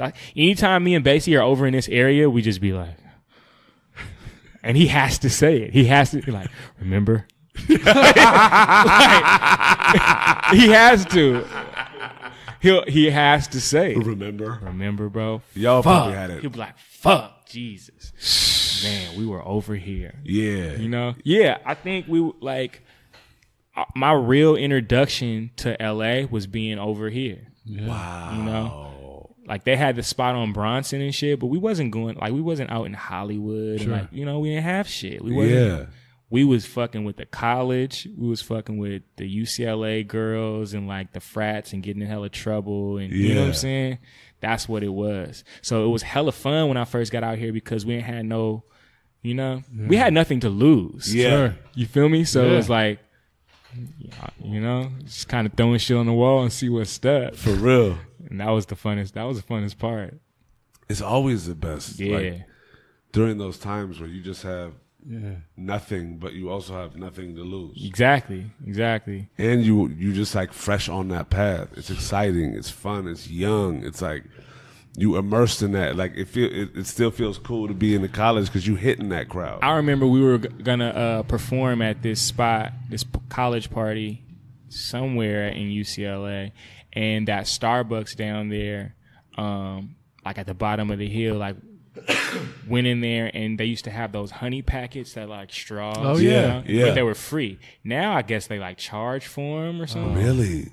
I don't even think they have them at Starbucks anymore, but like I saw them at other places and they like charge for them. And I'm like, what? Coffee Bean would show. And I remember stealing hella those, and then like me and Basie getting hella juice. Like I came back like, yo, bro, I got hella these. He was like, oh, bro, like being hella juiced off that, That's the free honey. The free honey. You got the honey joints? Yes, or being in Ralph's. The Rock and Roll Rouse on Sunset. Oh yeah. And you know how they used to have like the displays of like patio furniture and shit. And we would go and like make you make your sandwich or make your shit. Yeah. Go and make food and sit there and eat it, or go and order a sandwich and sit in the patio shit and eat it, and then dip because we didn't have no money. And I don't know whether they just didn't care or was just like, yo, bro. These motherfuckers again? These cats are done. Do they really not know? Just let them. Well, no one ever said shit. And it's not like we used to do that every day. Yeah. But it got done. I you know feel what I'm saying? that. So it's It was a like, way of life. there were those days. There were for sure those days. But looking back on that shit's hella. You smile at that. That's out of pocket. Yeah, but you smile at that. Like those are those days. Like it doesn't feel wrong. Nah. You know what I'm saying? It was the only choice. Yeah. Or not eat. It was like, okay, well, we could do this, you know, do that. That's what we're going to do. Yeah. Feel me? So it's like, I think because I stayed in school and was like, you know, focused on educating myself and like just coming to your own is what happens in college. Mm-hmm. It's like I wasn't finna like hustle backwards and like start selling drugs and shit. When I had homies that were doing that, you know, I could have easily just been like, you were also of age now. Like, you had too much to lose, like, even though it was nothing. Mm-hmm. But it's like, that's what they tell you when you don't have nothing is to do that, you know? And it was just like, nah, I'm not finna do that. And like, my connections to like the underworld or whatever, it would just be like, I would be so frustrated at the fuck shit because of who my pops was, you know? He just instilled this like common sense. Like he used to talk about how common sense was just very uncommon, you know? He's like, I can't fucking read. I can't read and I'm smarter than all these cats, you know? And he would say it and I'd be like, man, it's so cold. You're right, bro. You know? So it's like, he used to check me too because, you know, when I was in college and thinking I know hella shit and I'm reading books and shit, he'd be like, bro, you actually know, man. You don't even know. You don't know shit. That's the crazy thing. And I'd just be like... But they've been through life. Exactly. You know what I'm saying? Like, but because he was like, go through life, like, I was able to do that, you know? So like those experiences, they definitely molded, you know, me and all of us during that time. Absolutely. You know, and we depended on each other too. You feel me? Like not for anything other than just like sanity and just like knowing that I'm not crazy and support. And if I'm crazy, then at least I know y'all crazy too. Yeah. You know, shout out to us being crazy together on this shit. Exactly. Cause like, over the years, dog, I've seen so many cats hella come and go. Mm-hmm. And I know this is Mama We Made It, but I haven't made it, you know? I mean, but you're making it. I'm making it. That's the beauty. Into the made it. Like to be honest, like I'll let you know like this, like made it is not a destination. Yeah, but I definitely made it from then. Hell yeah, you did. You know, and that's something I could be like, and you're continuing to make it. Yeah. You know what I'm saying? So it's been made. It's being made. Yeah. Right. It's definitely being made. How formative were those first years for you? And like, when did you really start to find your groove? Cause like, look, after college, cats going through it, like, and they want to pursue this a creative and entertainment driven endeavor, right? Yeah. For some cats, it comes to a point, a couple years down the line, maybe 2, 3, 4, 5, whatever, and it's just not gonna happen, right? Or they want something different, or they want more. They want to experience life in a type of way that's not like totally inducive on their craft and how they do it and all the things that need to fall in line. How was that building for you, and what kept you going and creating and having the confidence early on, right? To be like, I know that everybody has a target on me, watching me to see if this happens. My parents already are like, nah, right? What kept you going, and how did that really develop for you? Probably the death of my father. 2008, when he unexpectedly just passed away. Whoa. That probably did it. Oddly enough, that gave me the most confidence. Wow. Not like shortly before he did pass away, we had like a come to Jesus type talk, you know, where me and my cousin had come. We drove up from out here, and I was about to leave the crib, And I was talking to my mom at the time, and my dad was talking to my cousin. And then I went to go talk to my dad, and my cousin was like outside, like in the car, and my dad was talking to me, and he was like, when I was a kid, you know, my dad was a sharecropper. You feel me? Like, that means they're living on the land that they didn't own, but his pops worked to own it. Yeah. You feel me? And eventually did, but it was like he was sharecropping for, they said, the white man. Yeah. So, he was cutting wood, you know, when he was, you know, in his early teens. He's cutting woods because he wanted to get a guitar. And he was like, yeah, I wanted to get this guitar. And I just always wanted to get this guitar. So I worked. I kept chopping the wood anytime I could because, you know, he didn't really have time to go to school. He was always working. So sometimes he would go to school every now and then, but mostly he'll work. And in any free time he have, he's going to chop wood. He finally gets enough money. And he's like, he tells his dad, yo, can you take me into town to get a guitar? And he's like, in the town for what? Like, what? I'm not getting you no guitar. What you think? What? You know, I got no money. He was like, nah, I've been chopping wood and selling it, you know, for the last couple months. Like, I got enough money now to get this guitar that I saw. So, like, can you take me? And he was like, that wood was on my land. That's my money. Took the money. And he felt like when his pops did that, he, like, took his dream from him. Wow. You know? He understood why his dad did that. Yeah. But he was also like, man, my dad was just hella mean for no reason. Like, he just kind of had that reputation. So he was like, I feel like that was fucked up, and he took my dream. And, like, you've taken hella steps to, like, do this, and, like, it's clear that this is your dream. You know, I really thought basketball was a dream.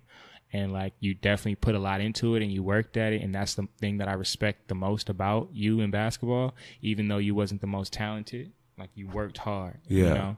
And so, like, I see you doing the same thing with this. And even though I don't like the kind of music that you choosing to do, and, like, I don't like the idea of you being a rapper or whatever. Yeah. I support you, you know, following your dream. And, like, I just wanted to let you know that. And we've been at odds, you know? Mm-hmm. He was like, I just want to let you know I support you.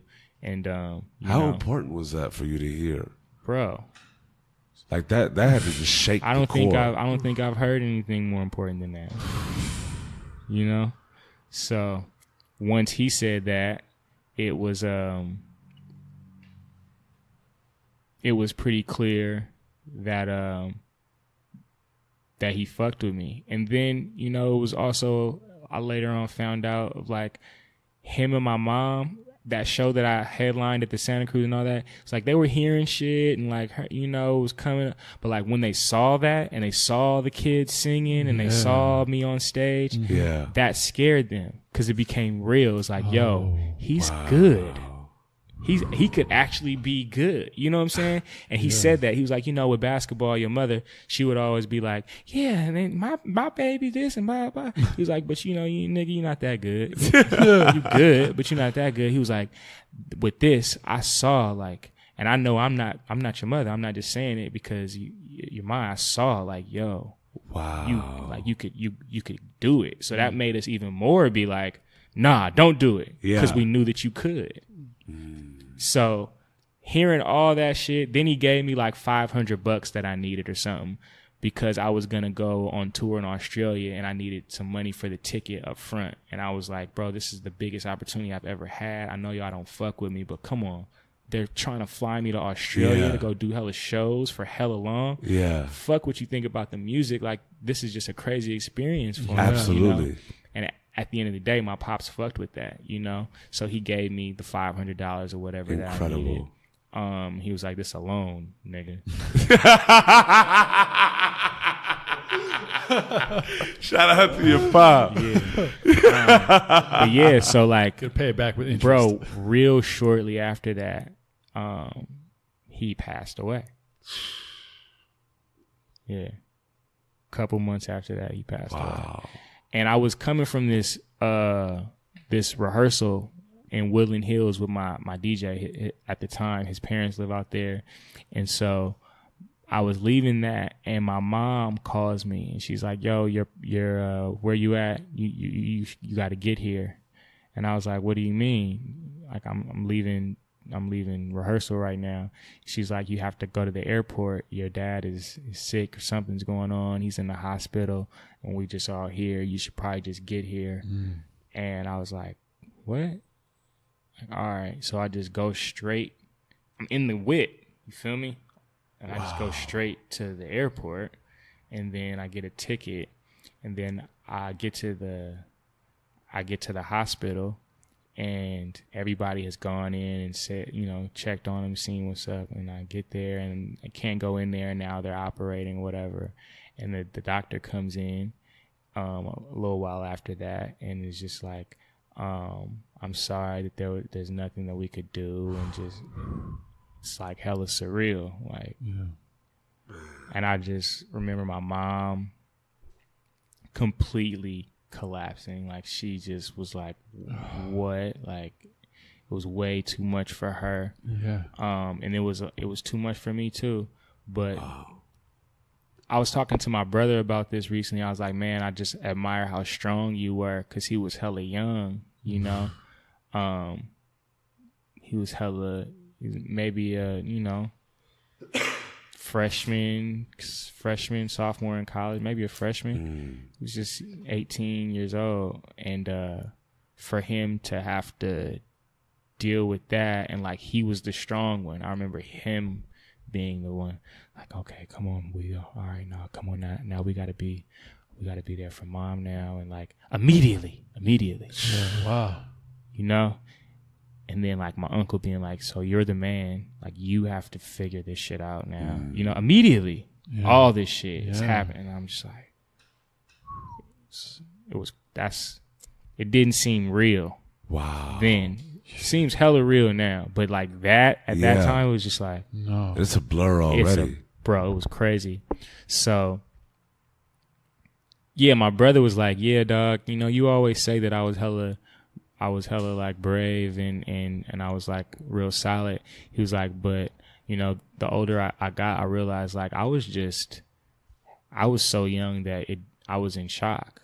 It's like I didn't have a grieving method that made sense at that time for me. Yeah. Especially because he had lost 2 by now, I think, of his best friends. Wow. My brother was a little bit more hyphy than I was, so he had 2 of his friends, that have died already. So like, he don't really know how to deal with shit. Like, he know how to deal with like some aunt that we never fucked with, deaf type shit. You know what I'm saying? Yeah. So he's just like, bro, I was kind of like, okay. Didn't know how to process it. He didn't know how to process it. But I was thinking he was being hella strong, but he just had no way of processing it.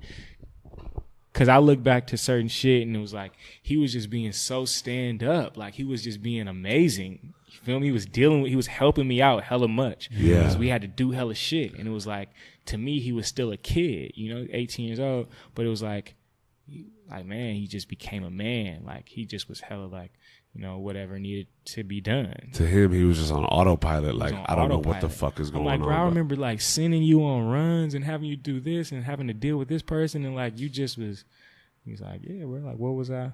What was I supposed to do?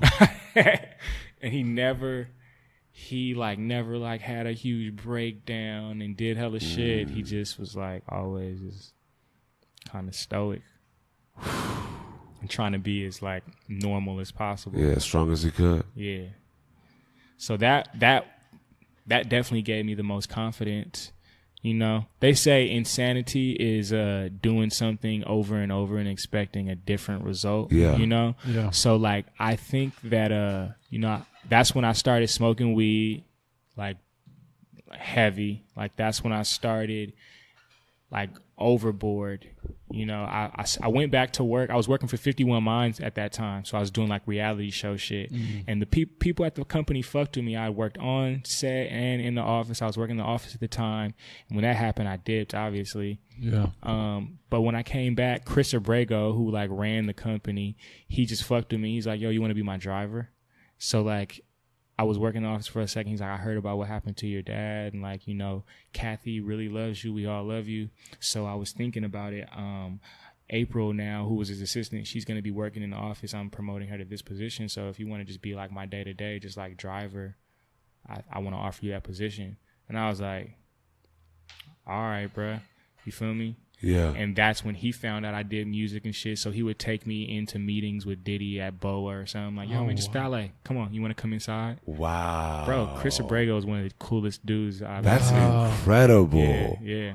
To this day, like, that's why if Ray J see me or something, because I used to pull up with Chris. And I helped vocal produce 143, you know? And Ray would still just be like, what's up, bruh? But when I started pulling up with Chris Abrego, you know, to the set, you know, him and Chris had a good relationship because all those shows were doing well. Yeah, so absolutely. It's like, you know, Ray would just see me pulling up with Chris and be like, I What's really good? fuck with Murph, bruh. You know what I'm saying? So, like, yeah, I did that for a while, and then I was like, bro, I got to dip. And I told Chris, like, I can't do this. He was like, you sure? Man, dude, I was a logger at this same company. This wasn't my company. It's not a company I started. It's a company I, like, invested in and then took over, you know? So, like, if anybody knows, like, that you could do something and, like, make something out of nothing, he was like, you're a cool kid, like the music, do it. Yeah. So he was like, I'm not even mad at you for, you know, not being able to do this shit. Because it turned from, like, yo, if you ever have anything, like, pressing, like music, if you have a meeting or you have a show, if you have a studio session, tell me. I'm not going to be mad. I'll just make other arrangements. Yeah. Sure. But just tell me. So it was like I had that kind of leniency. Yeah. But was still like I had this obligation, and Absolutely. I needed to cut the obligation off. I needed to cut that, Yeah. you know, to really be able to dive all the You way always in. be putting yourself in a position. Exactly. And so, you know, I was doing little things like when I first started getting money from music out here, me and Nick Nack were producing for this rich girl that went to USC. And so, like, she was paying us $500 each, I think. You know, we were getting her to pay like a rack a song. Yeah. And, like, we're just recording in, like, Nick's living room in Santa Monica and shit, you know? But we're professionals. Yeah. You know? Yeah. Y'all hustling. She was going for it. You know what I mean? And we was doing some clean shit. Yeah. I feel But, like, you. it was all experimental. It took me hella long to realize that's an avenue. I was focused on Young Murph and, like, you know, at a certain time when I was trying to, like, transition to branding and YMTK and all that, I was, like, not writing songs for cats. Even though that was the first thing that really started putting some money in my pocket in the beginning, I was just taking that $500 and being like, all right, cool. Like, let's do as many songs as we can with her, and then, like, her homie, whoever they refer, you know? And then, like, I'm going to put this amount of money into, like, YMTK shirts. Yeah. You know, and then I'm going to pay my rent. And then, you know, it was like, I didn't ever think about, like, yo, dog, maybe I should be writing songs for people. Oh, wow. That shit didn't happen till maybe, like, a year and a half, 2 years later, when that wasn't even going on anymore. You know what I'm saying? Like, that's when it was like, yo, this lawyer cat actually was like, yo, you should be writing. You want to write some songs with me? I was like, all right, cool. Wow. Yeah. That's crazy because it was almost just like a job. Yeah. Just to get money to fund what your artist and yeah, for real. It was. 'cause that's a huge lane. I know. It's a huge I lane. didn't think about it like that. Did you Remember, start we were just throwing shit at the wall. Yeah. You know? Yeah. Nick's just like, yo, I gotta pay rent. Bruh, they had some crazy jobs. He would get fired like first day. You know, like he's that type of cat. He really is, though. You know, Big Steve got him a job one time valeting. And like, he get fired like the first day. And Steve's like, bruh, you didn't even get the shirt with your name on it yet. What are you doing, bro? So, like, you know, it was one of those things where it's like, that kid was born to do this shit. Yeah. You know what I'm saying? Straight That was all he could be doing. So he was like, I got to put it all into it. And then that's when we were just trying to figure out what made sense, you know? Was it a struggle with your artist side though, in developing and were you doing shows and was this like? I was always doing shit because I was attached to people that were doing shit. Mm-hmm. So like even if it wasn't the big shit, like 2 a.m. Club and YMTK might do a show or they'd bring me out or I'd just come out and do a song. Sure. You know what I'm saying? And then from that, like I was doing Young Murph shows because I knew this cat Hyphy Dave from my Santa Cruz days, who was a promoter and would put on shows. And then from that, I knew I started doing shows with Jay Diggs because I was told Mac Wanda saw me at a show and was like, yo, you should fuck with that kid. And I was like the only dude that was really like talking to girls and like having that appeal. It was a lot of gangster shit like things going on. So like I did some shows with them and like I was on tour with those cats for a while, but I couldn't really fuck with the lifestyle hella tough. They were hella different from me, but I hella love them. You know, like Lil Diggs, Jay Diggs' son, that's my partner. Like, he was hella cool all the time. He was one of the most energetic, like, intelligent kids.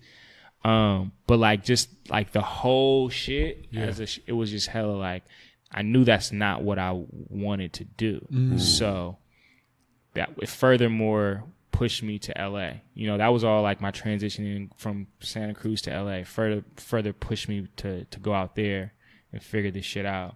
What was that process like for you? Like how, especially during that time where it's really real now, right? And like you've done your jobs and, you know, started to find writing as a source of revenue and like it's really balancing staying afloat, keeping yourself motivated to grow, right? And finding those moments where you surprise yourself and keep going. Like what's that process been like? Man, I was working hella hard. Like when I was working in Simi Valley, I was doing another program like working with kids called Champions, and then I was working at Urban Outfitters. And like I was always holding down like multiple jobs, you know, and then after being out there for some months, my homie Joe, who was working for 51 Minds, was like, yo, we got this spot in Hollywood. It's got this little room. We don't got no closet. So, like, whatever you want to pay for it, I just want you to live with us, bro. I just want you to come fuck with it. I think you should be out here. Out there, it ain't cool. I was like, man, that's love. So I was able to live right by that Rock and Roll Ralph's on Poinsettia, you know, for 3 years. The crack house. We called it the crack house because it was cracking. It used to be crazy. Yeah, bro, crazy. Some legends came through to the crack house, slept on the floor. I feel that. Yeah, yeah, man. So it was just a lot of work, bro. It was just a lot of like me trying to juggle hella jobs until, you know, I was working 51 Minds, working on set, working in the office and all that. And then when I dipped after my pops passed and came back, it was like my focus hella shifted from like trying to make money to then like how am I gonna make this music shit pop. I wasn't tripping off rent. I wasn't, you know, I was like, I'll figure that out. And that's when the shit started getting tricky and we started doing hella illegal shit and like, you know what I'm saying, the Bay really came out because I was with some you know? Yeah. I was now living with like goals. Yeah, we gonna figure this shit out. Yeah. You know? And then like, Murph, you the dude? Okay, yeah, we gonna rally behind you and we gonna figure it, you know? And so that's why we were mobbing so hard. It was like, all right, for sure. And then I got some dough, obviously, from my pops passing. So like that was first, once I did get that, I was like, I'm dipping.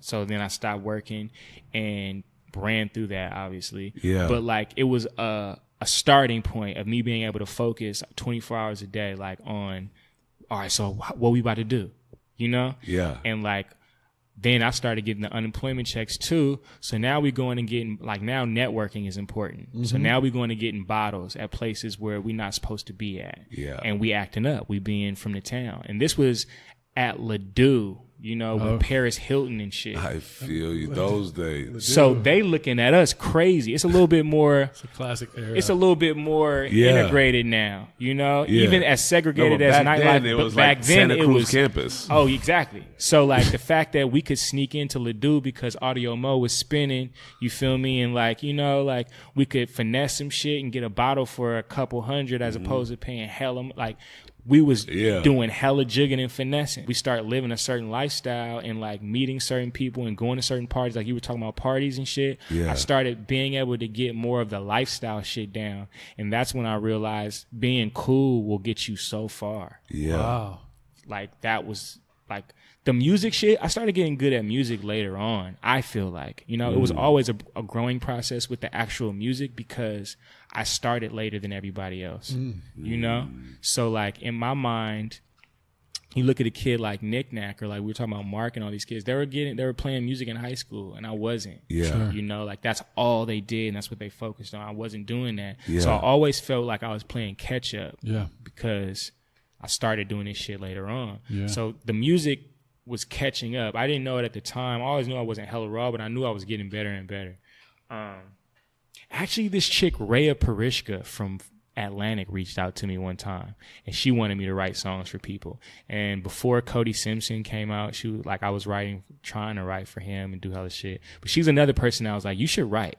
You know, she was just like an assistant A&R at Atlantic at the time, hit me on She hit me on MySpace, I think, was the first thing. Word. And then, like, we were emailing and shit. Yeah. I don't know. That just popped in my head when you talking about, because I really wasn't thinking about it. And that sparked the whole, like, How did it start to feel when, like, writing became something tangible? Because naturally it builds the chops, but then it's also, like, you always have this desire to be that artist, right? Yeah. So writing does provide, when it hits, like, does provide a check. Now, however much that check is, that's I think what happened was I moved to New York because I felt a certain way. I had an opportunity to live out there for cheap, but I felt like I wasn't appreciated, you know, by just like those that I felt were my support system, you know. So I did, and you know, they say that you don't really miss something until you don't have it anymore. You know, they don't really know what you got till it's gone. Sure. So like when I got back, one of the first things I did, like Nick was like, bro, like, come on, we gotta, you know, you been gone, bro. Like you just dipped, because I didn't really tell anybody I was dipping too till like right before I dipped, you know. So like, how long were you out in LA before you made that move?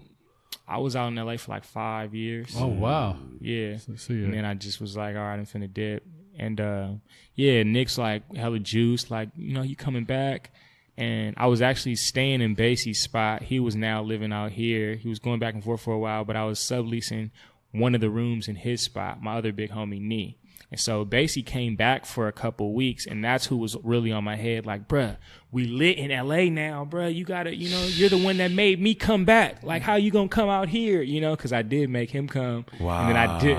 You know? Wow. Because shit was just getting hella weird. It's just like I had to get up out of there. Can you take it a little deeper? Like, I don't even want to go into, like, to be honest, I don't want to go into, like, the play-by-plays, but, like, emotionally, right? As a person and feeling a type of, I feel like, because even in this craft, like, your craft in and of itself has so much to do with feeling. Yeah. Right? And not only feeling from what you're creating, but feeling from the environment. You know what I'm saying? And it's like, as we've said earlier, like, everybody needs some sort of, like, appreciation or some sort of energy that's like, yo, like, what was that like for you, and how was that separation and kind of like reintroduction for you? Because I feel like you just did a whole life cycle in that trip. Oh yeah, for sure. And came back like ready to get it. Yeah, I mean, living in New York, first of all, will do that. Yeah, that's where you really exercise your hustle muscle. Oh, you know, so very quickly. That fucked with me. But I can't go all the way into the situation, but it was like a situation where I needed to get away from where I was at. Sure. You know, and it was the perfect opportunity to do so. Yeah. And it's not like I was even planning on getting away, but I just needed to dip. So because I had the opportunity, I did. But nah, going back to what you were talking about, Nushi, when I got back, Nick's hella juiced off like working, because he was working with he was working on Sean Kingston's project, and he was like, man, like, let's write some shit, like, let's do some shit. Yeah. And he wasn't necessarily saying let's do some shit for Sean, but he just has his roundabout way of doing things and making shit happen. He's like a mastermind too. So he tells me to come to the studio one day, and then I know Sean from just like back in the day being on like Sunset with Lil Uno from the Pack and shit, and like being at the Roxy, and like Sean was hella young. I didn't know Sean Kingston was young like that.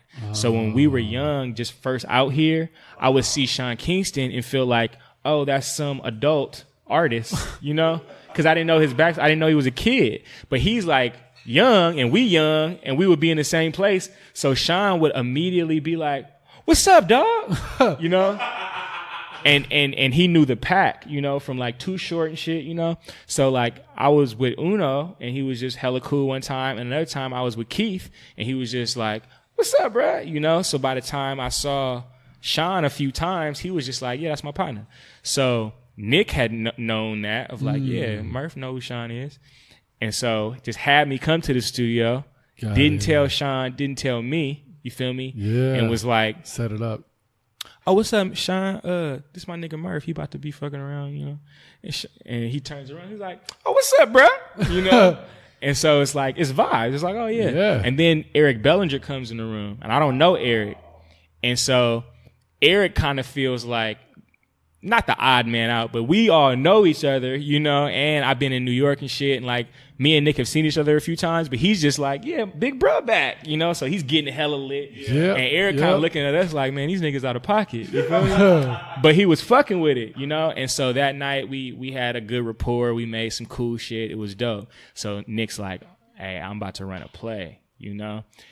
And of course he did. Of course, he's like, I'm about to run this play. And so he has Eric come one day and he calls me. He's like, yo, where you at? And I was like, I'm around the corner.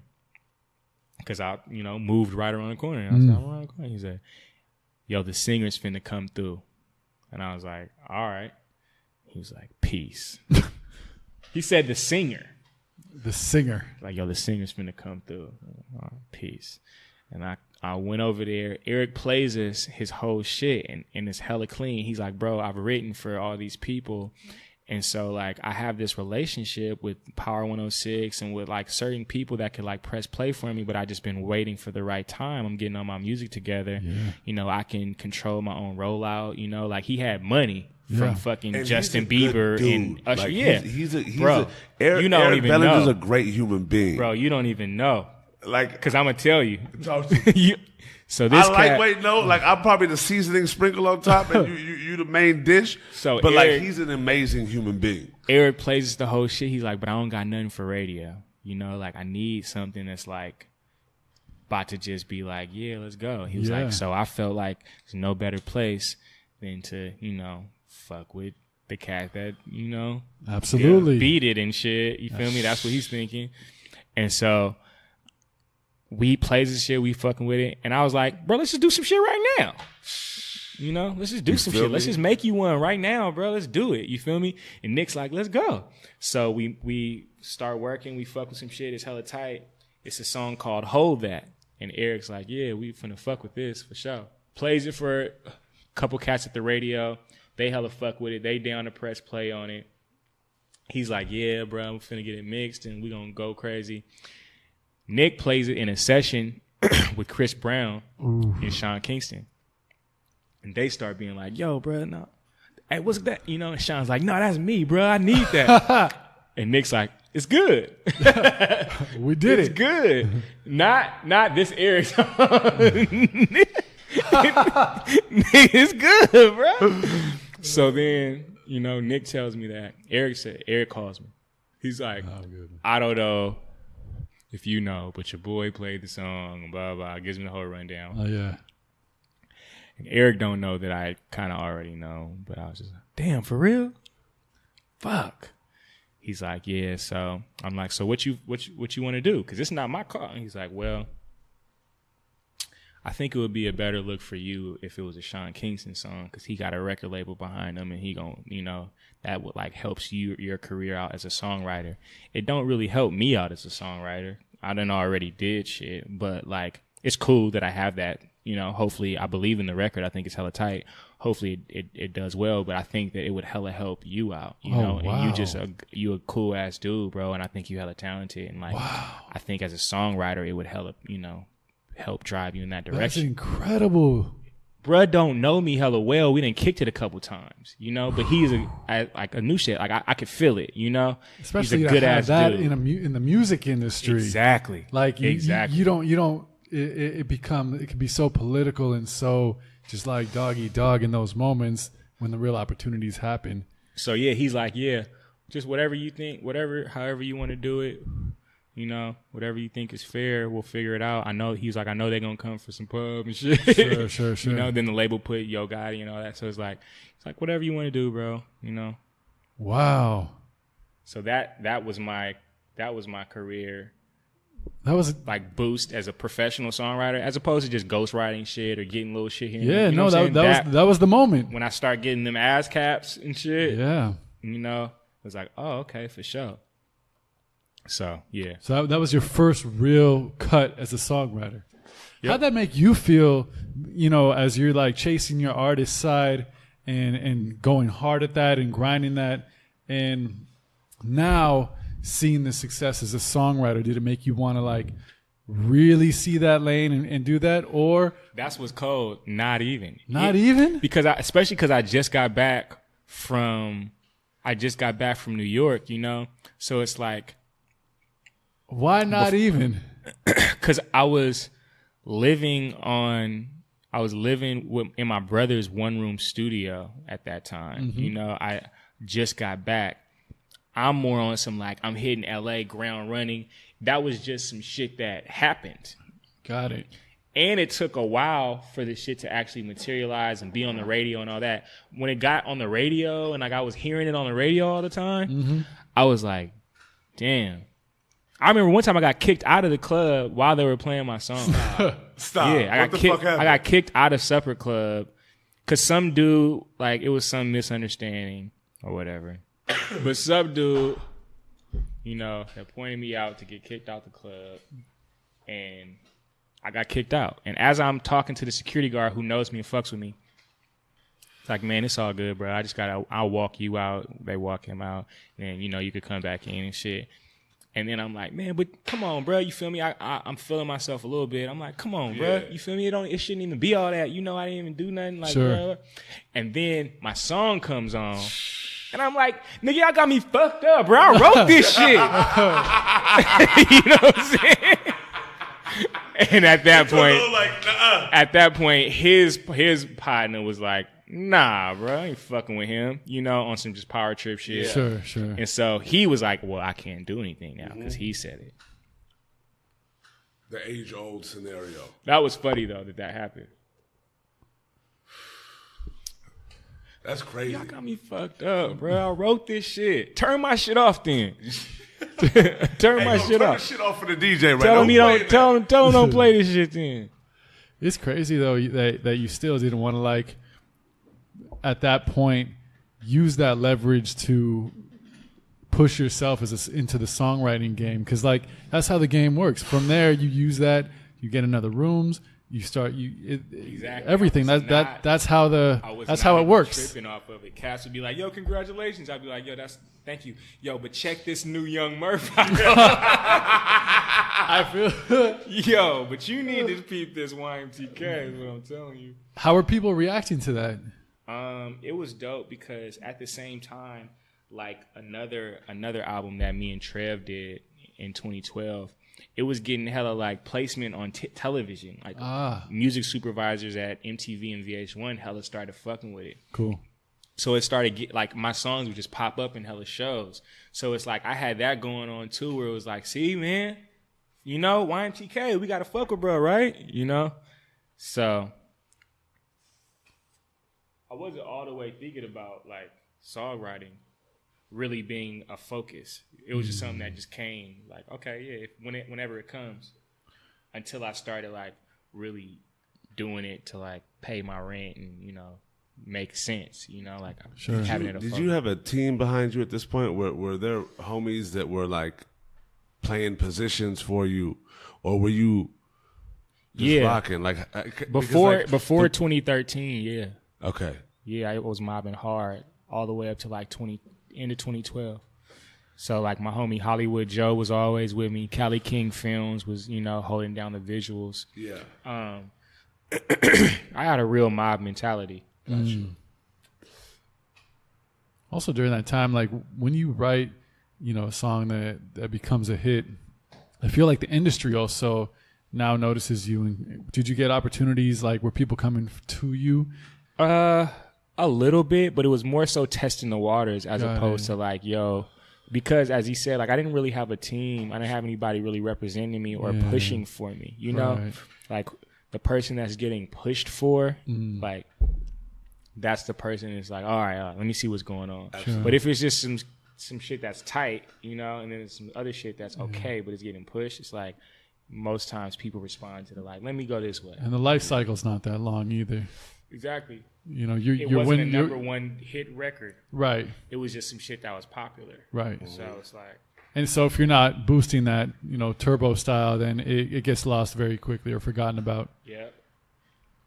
What made you depart from like the team element? Like what after 2013, and how like what was that understanding for you of like, because at the end of the day, like artists understand the industry more and more as they get deeper within it, right? And there's good and bad in everything, right? But at the end of the day, experience trumps all. Like being able to experience something and know for oneself what it is. How was that for you? Like did you just stop at a certain point, like in terms of mob mentality? I think that at a certain point, I realized that I have to take accountability for my actions and for the actions of those around me. Mm-hmm. And I'm not gonna say I like I did this for you or anything, but like the reality, like we helped each other get into certain situations. Absolutely. And we really mobbed, bro. I'm saying around the world, Hollywood Joe was one of the master finessers and the glue of the situation. And Cali King Films is a crazy visual, just creative director, So it's like there were hella aspects of it that was hella positive, and we fam, but it was like not feeling like cats were stepping up to the plate at certain times when Absolutely. Like, bro, like, all of our shit is on the line right now. Yeah. And, like I signed some shit to be in debt for whatever amount, but it's all like, we all got to come through. Yeah. You know what I'm saying? Sure. So it's like when I realized that it's on me, then and being in New York too, like traveling solo, moving solo, going to shit, experiencing shit by myself. That was my first time of really embracing just being by myself, Did it like just come to light that look, nobody's gonna do it better or nobody's gonna give it more than I do? Yeah.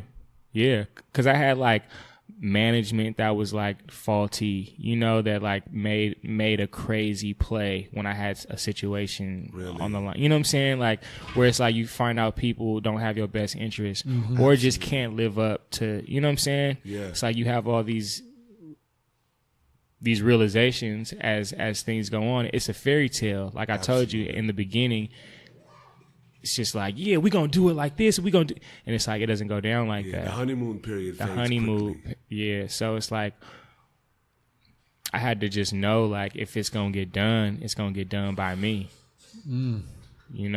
Absolutely. For better or for worse. Like, at least I'm going to be the one that's accountable. Like, I'm going to hold myself accountable because it's on me. Yeah. So, yeah, what's that like? It's a lot, bro, to be honest. Like, I have to like micromanage hella shit that I would rather not have to deal with. It would be a luxury to not deal with that. Sure. So I feel like when I am in that situation, then I'm finna be a beast because I get to all the way go in on the other side. Yeah. But like having to do everything is like, it's what it is. It's like, that's what it is. And even like, I think one of the beauties of that like kind of gets lost in it is that when you do start when teams start building out, naturally, like the ideal situation is having somebody that's super powerful and a great manager come in and just be like, yo, come on. Yeah. Right. But at the same time, there's also in this path people that gravitate towards one another, and whether it's immediately or whether it grows through time, like relationships build and voids start being filled, if you will. Because like at the end of the day, like that's something that every artist has to at least accept the possibility of having to do. Yeah. Because nobody's going to believe in you until you do. And nobody really believes in anybody until they do. Yeah. And everybody hops on like, whoo, yeah, love y'all. Can we be the first? And you like sit there like, bruh, I've probably hit you 850 billion times and haven't heard. Now you hit me. Yeah. Yeah. But at the same time, it's still like, well, okay, what's it gonna do for me? At that point, you have the power play, right? Yeah, absolutely. And it's also difficult though for an artist to be front facing in every aspect of these things, because sometimes outside of even just breadth and depth of skill set, it eases the scenario having somebody else be an asshole when they need to be. Yeah, that's the biggest thing about management, and that's when I have like my go-tos, you know, where I can create the degrees of separation that are, you know what I'm saying, that just comes with years of having to do it. Absolutely. You know what I'm saying? Yeah. So like where I need to do that, you know. But as far as like waking up every single day and being like, how are we going to get YMTK further than he was yesterday? Yeah. Like I'm the person that does that. I want to talk a little bit like, and that, you know what, that's the most beautiful thing, because correct me if I'm wrong, I feel like that builds such an internal fortitude with deciding that, you know what, I'm here and I'm not stopping this. Yeah. But now life is real. Now you're also, it's not just the dream to make it. It's also, I've had this dream and I'm going to fulfill that. But I also have a vision for what my life should be like and will be like. And I'm going to build that. Yeah. Right. So it's like one of those things where it's like, a lot of people talk about be willing to die for, or be willing to just, you know, like, shout out to Will Smith randomly, like, are you willing to just run on the treadmill and not stop? Like, I'll run further than any, you know what I'm saying? I'll die on there, right? Yeah. And for real though. He was being straight up. Straight up. But that's the accumulation of that, right? And for me, I want to like, see, I'm going to bring this right back in because it all ties in. Because not only have you been that lone one that's been a part of the community, and yo, shout out to your father also and your mother, but like the home in which it was like, find your own way. You're going to fuck up. Yeah. And when you fuck up, I'm not going to be here and say like, oh, are you okay? It's like, if it's that serious, don't even count on me. But like, if it's not that serious, I tell you, you fucked up. Yeah. And you don't want to test me because we already saw what the pop feel like. You know. Right? But in that being said, is you have this fortitude within you, and you're going to get it regardless. And you've also been in a position where along the way, a lot of these people in this Bay culture, like you've not only have known pre-music, but have created together. And like the community in the Bay is really, really blossoming right now. And anybody that's been in the game knows that if it's really blossoming in the limelight, so to speak, it's been brewing for fucking 10 years prior. For sure. And the reason I bring that up is I want to know like what it's been like in being able to traverse this landscape and having so many peers and friends in this same path, and being able to really build off of that in terms of opportunities and just like skill set, character, just like how has that been? Because that's a fortunate thing. Yeah, honestly, bro, I've been blessed. It's just the fact that like I met little Stevie Yaris, you feel me, at Camp Armstrong, you feel me, and was the counselor in training, and that kid was just a cool ass kid, and he grew up to be Big Steve, like Nick Nack's cousin, and like, you know what I'm saying? Yeah. The fact that I've been knowing that kid since he was in the 3rd grade playing against my little brother. Yeah. You feel me? Like all these stories, like it's just these are the people that I know. Yeah. You know? And then at pivotal times in my life, they played a huge part in it, you know? And it has helped change the trajectory, you know? So that's just really what it's been. It's just been a blessing. Absolutely. A lot of the shit, it's just been off relationships and just like being at the right place. Yeah. You know? That's really what it is, bro. Yeah, no, for real. Because at the end of the day, you know how a player would be like, I can't call it. Yeah. It's because you can't. You know? Cannot. So it's like you try to execute certain things and go about shit a certain way, and in the end, it doesn't ever go your way. Right. You feel me? So then you got to start thinking about whose way is going. You feel me? So this is God's plan, bro. I'm just in it. Yeah. You know? And I just keep faith and just try to go a certain way. So it's like the fact that I just keep being blessed, especially at what times I get these blessings. Absolutely. That's really what it is. I can't explain it no other way. Yeah. Looking back at it, right, like, that's just like incredible. I can't though. explain it no other way. Like I can't call it. Yeah, I can't call it. Yeah. That's what he's saying in short. Off top. When a player say, "Hey man, I can't call it." Off top. I can't. It's God's plan, man. For real. I want to ask you, coming to like now, right, and also being somebody that started later, and naturally, there's a chip on your shoulder with that. Just like in terms of like, I gotta run 10 times faster than all you motherfuckers. Straight up. Like, I see y'all, but like fuck y'all, I'm gonna pass y'all soon. Yeah. How has that mentality shaped like the urgency of your becoming? I think I had to learn faster. You know, certain things I just had to kind of pick up. Yeah. And there's certain things that I was already blessed with, you know, that like just kind of came. So that helped. I'm my mom's son. My mom is hella charismatic, and like when she steps into a room, like you know she's there type person. And she doesn't try to attract this thing, but it's an energy that she has.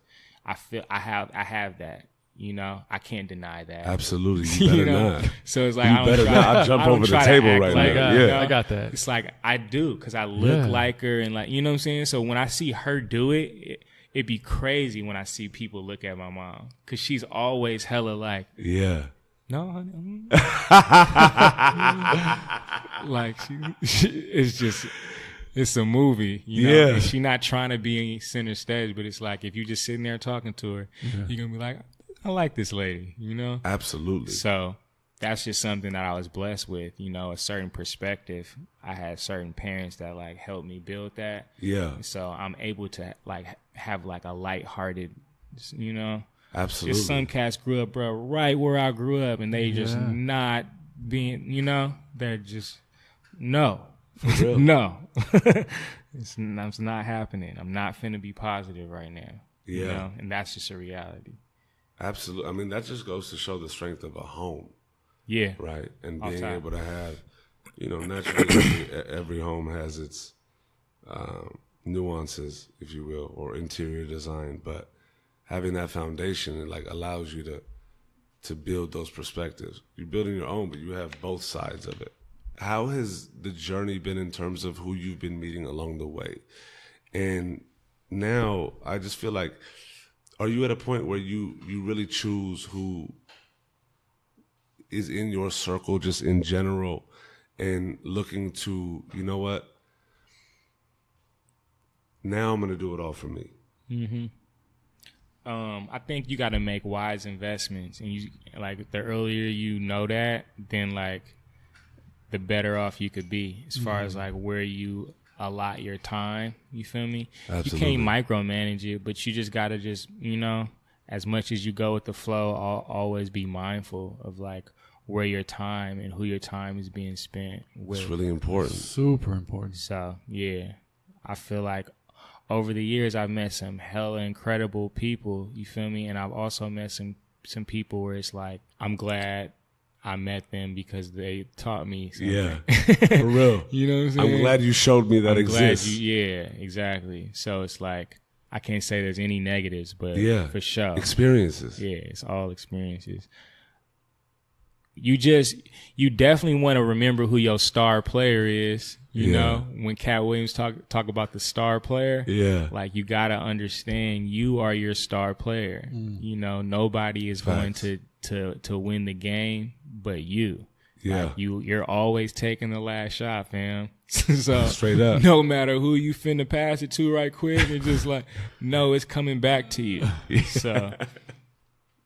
Like nobody's gonna, you know, even with all the cool relationships and shit like that, it's a lot of just professional, just relationship cats. Yeah. You know, who just know hella people. The professional like, courtesy cats. Yeah. Like, even with that, I know hella these cats is really my partners and we don't talk. You know? Because I know just like they know, like, bro, we have hella shit we gotta do. Absolutely. And it's love though. Yeah. You know? But it's like, bro, you gotta lock in. I'm gonna see you in a little bit, like you know what I'm saying.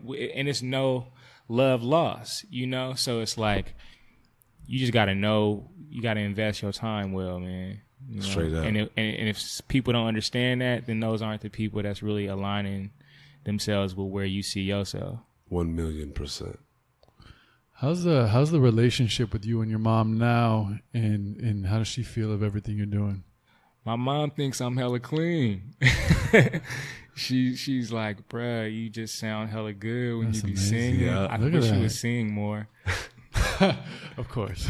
Yeah, and she likes certain songs. I mean, obviously, I've gotten better as a songwriter, and like I'm able to contextualize my emotions and like use melody and song structure and all that shit. It's gotten better, you know, so I can like do that. Yeah. And she appreciated it for what it is, you know, like, man, that sounds as a hella creation. good. Yeah, like that sounds great. Yeah. You know? And then some of the messages she fucks with, but then some of the shit she just be like, Mom, I can't get past the multiple F words. Like, why are you cursing? It's just a bunch of F words. That's all I hear. Like, I feel you. Do you feel like now that you're a little older in the relationship with you and your mom, do you feel a self pressure to kind of be that man of the family in what you're doing, and does that resonate in the relationship you have with your mom and pushing your career forward and kind of your sense of family? Is any of that developed? To a certain degree, but more so financially than anything. Sure. I think I've accomplished some stuff that like makes my mom hella proud. Like coming from where she comes from, I'm already like I'm cool, you know. So now it's more of like yo, so you don't have to do shit. Ever. Like, fuck this. Oh yeah, Mom, I get to take you out for this. I'm gonna get you that. No. Now you just don't gotta do shit. Yeah. That's the role that I want to play, because that's what my dad, like when I said he was raising us all, like he was for sure doing that. You know, my mom for sure is an educator, and like, you know, that's important. But, you know, she wasn't bringing in hella cheese like that. Yeah. You feel me? The music shit was tight.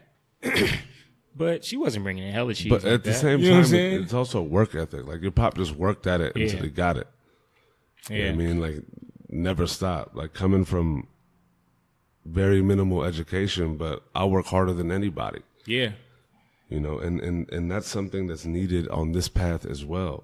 Yeah. Like there are going to be so many ups and so many letdowns, you know, whether they're even as paramount as distinct or just even on the undercurrents of this whole shit. You know what I'm saying? Like at the end of the day, you got to just believe that it's going to happen. Right. Not too far down the street on Wilshire in Beverly Hills, I used to park my Benz, me and my homie Joe, and go to sleep when we didn't have no place to stay. When we was homeless. Like, if we gonna be homeless, we finna be homeless in Beverly Hills. For real. In a Benz. In a Benz. For real. For real. That really had to happen. So that's what I'm saying, like the insanity. Like my mom tells me all the time, it's confirmation. She's like, man, you have so much of your father in you, you know, like with your dedication to doing this. And like she's seen how, you know, she's seen where it comes from. That's why I say with her, I've already done hella shit. Yeah. Like she just be like, so you're not always on the radio? Like, I feel like you should always, you know. Absolutely. I've heard Sue. Now I like Sue. You know, like she you know, but she's like, why you not all on the red? Like, you know, in her mind, she's like, bro, you be always doing all these shows. You got all these people jumping up and down. Like, why aren't you? You know, she think it's already. So that's why to her it's good. Like, whatever. For real.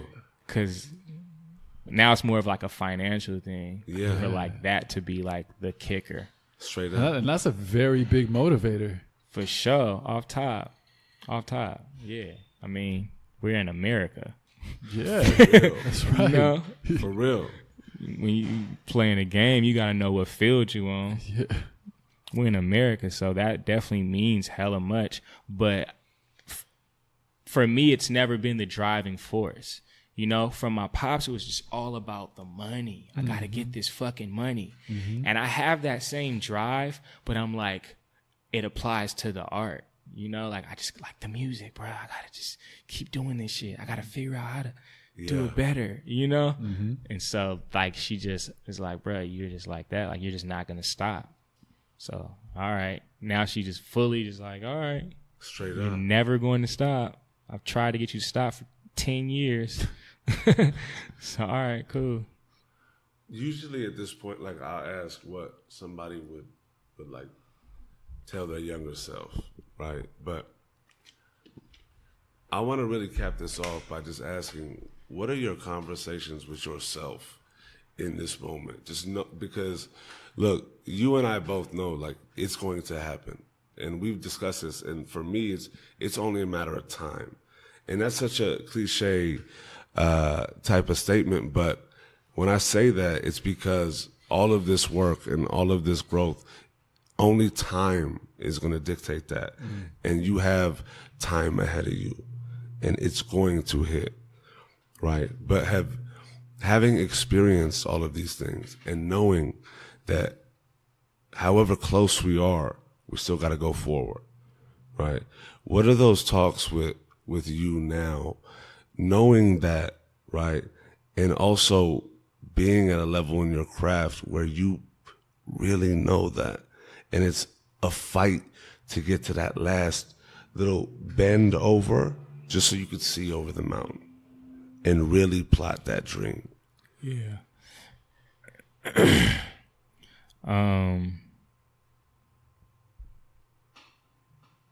What's the question one more time? What's that conversation with yourself myself right now?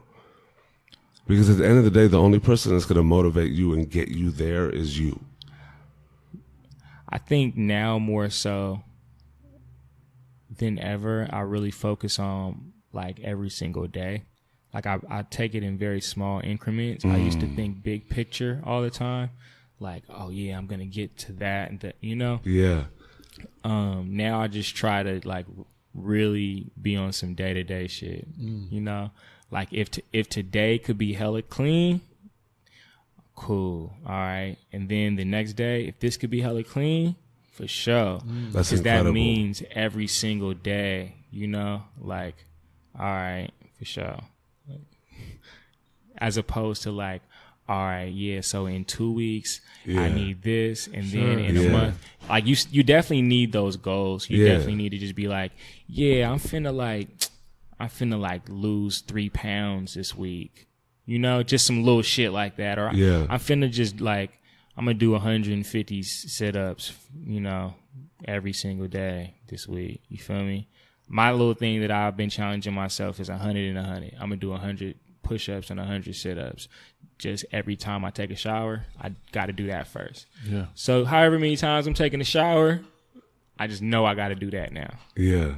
So little shit like that I feel like is important. But other, you know, just day to day, bro, just try to kill it every single day. And that's a gorgeous thing, bro. Absolutely. As I said, like it's really a plan that's beyond my understanding. So if I can make sure I'm doing what I'm supposed to be doing today, even if that thing is nothing, if I just am doing what I'm supposed to be doing, then I feel like whatever's supposed to be happening is like it's happening. It's gonna fall into place. Absolutely. Can't like you know, all I could do is what I could do. So I think it's easy to get lost in the long-term goals and like what you want to be or how you want to see yourself, and forget about what you're doing right now and valuing that and paying attention and being aware of that. You know, and being content with that. It's also beautiful to see, like, as much time as it's been spent and energy has been spent, what the realization is becoming is how much that matters. Yeah. And instead of thinking about every grandiose thing we want in the future, every like super big achievement we want, the only way to really get there is day by day. That's real. And then you got to think about like what you want. Sometimes like what you want ain't even really what you want. Yeah. You think you want that shit. It's a thought of it. You know what I'm saying? Yeah. So it's like it being God's plan. Sometimes like, bruh, let that shit happen. Like, you know, because it's going to be some shit you think you want. When you get it, you're going to be like, man, I didn't really want this. Because you weren't thinking about the things that came with that thing you wanted that you don't want. Yeah. You know? Absolutely. Niggas is single, man, I need a girlfriend. Thinking about shit you think you want, bruh, and then it comes with some shit you don't want. You Absolutely. feel me? Or vice versa. You know, man, I need to just, you got a good one, you thinking, man, I need to just, man, fuck. Yeah. Everything has their sides. Yeah, exactly. So you gotta let shit. I'm really trying to be on some like, man, you know, just be and have faith. Just do what you're supposed to be doing. Eat what you're supposed to be eating. You know, drink what you're supposed to be drinking. Straight up. That might be, you feel me, drinking all day, but just do it however you're supposed to be doing it, I guess. Look, if that was what that day was meant to be that's like, what that then day, you live. exactly. You own. Then Exactly. know it. Yeah. My brother, I just want to tell you, you're an inspiration, and just as a creator, your growth and where you've come and where you're going to go naturally. Just know that, you know, you evoke those emotions to your craft, right? And as a peer and a friend, I could say one of the biggest things outside of a fan perspective is it just brings me joy seeing you grow and become more and more. Right on, man. And thank you so much for sharing the depths of this journey of you, right? And I can't wait for where tomorrow and the day after that and the day after that continue to take you. You feel me? Off top, bro. I really I want to call your mom and tell her you made it. You know what I'm saying? We're about to call mama right now. What time is it? She gonna pick up. Hey, what's up? I'll be calling my mama at a crazy time. hey. Hey, act like shit. Hey, what's up? What? You don't have to act like, why are you acting like that? It's 4 a.m. It's all good. Straight up. I'm being out of pocket, but what's going on? That was incredible. Sure. Blessing. Thank you, bro. Love. Thank you. Yeah.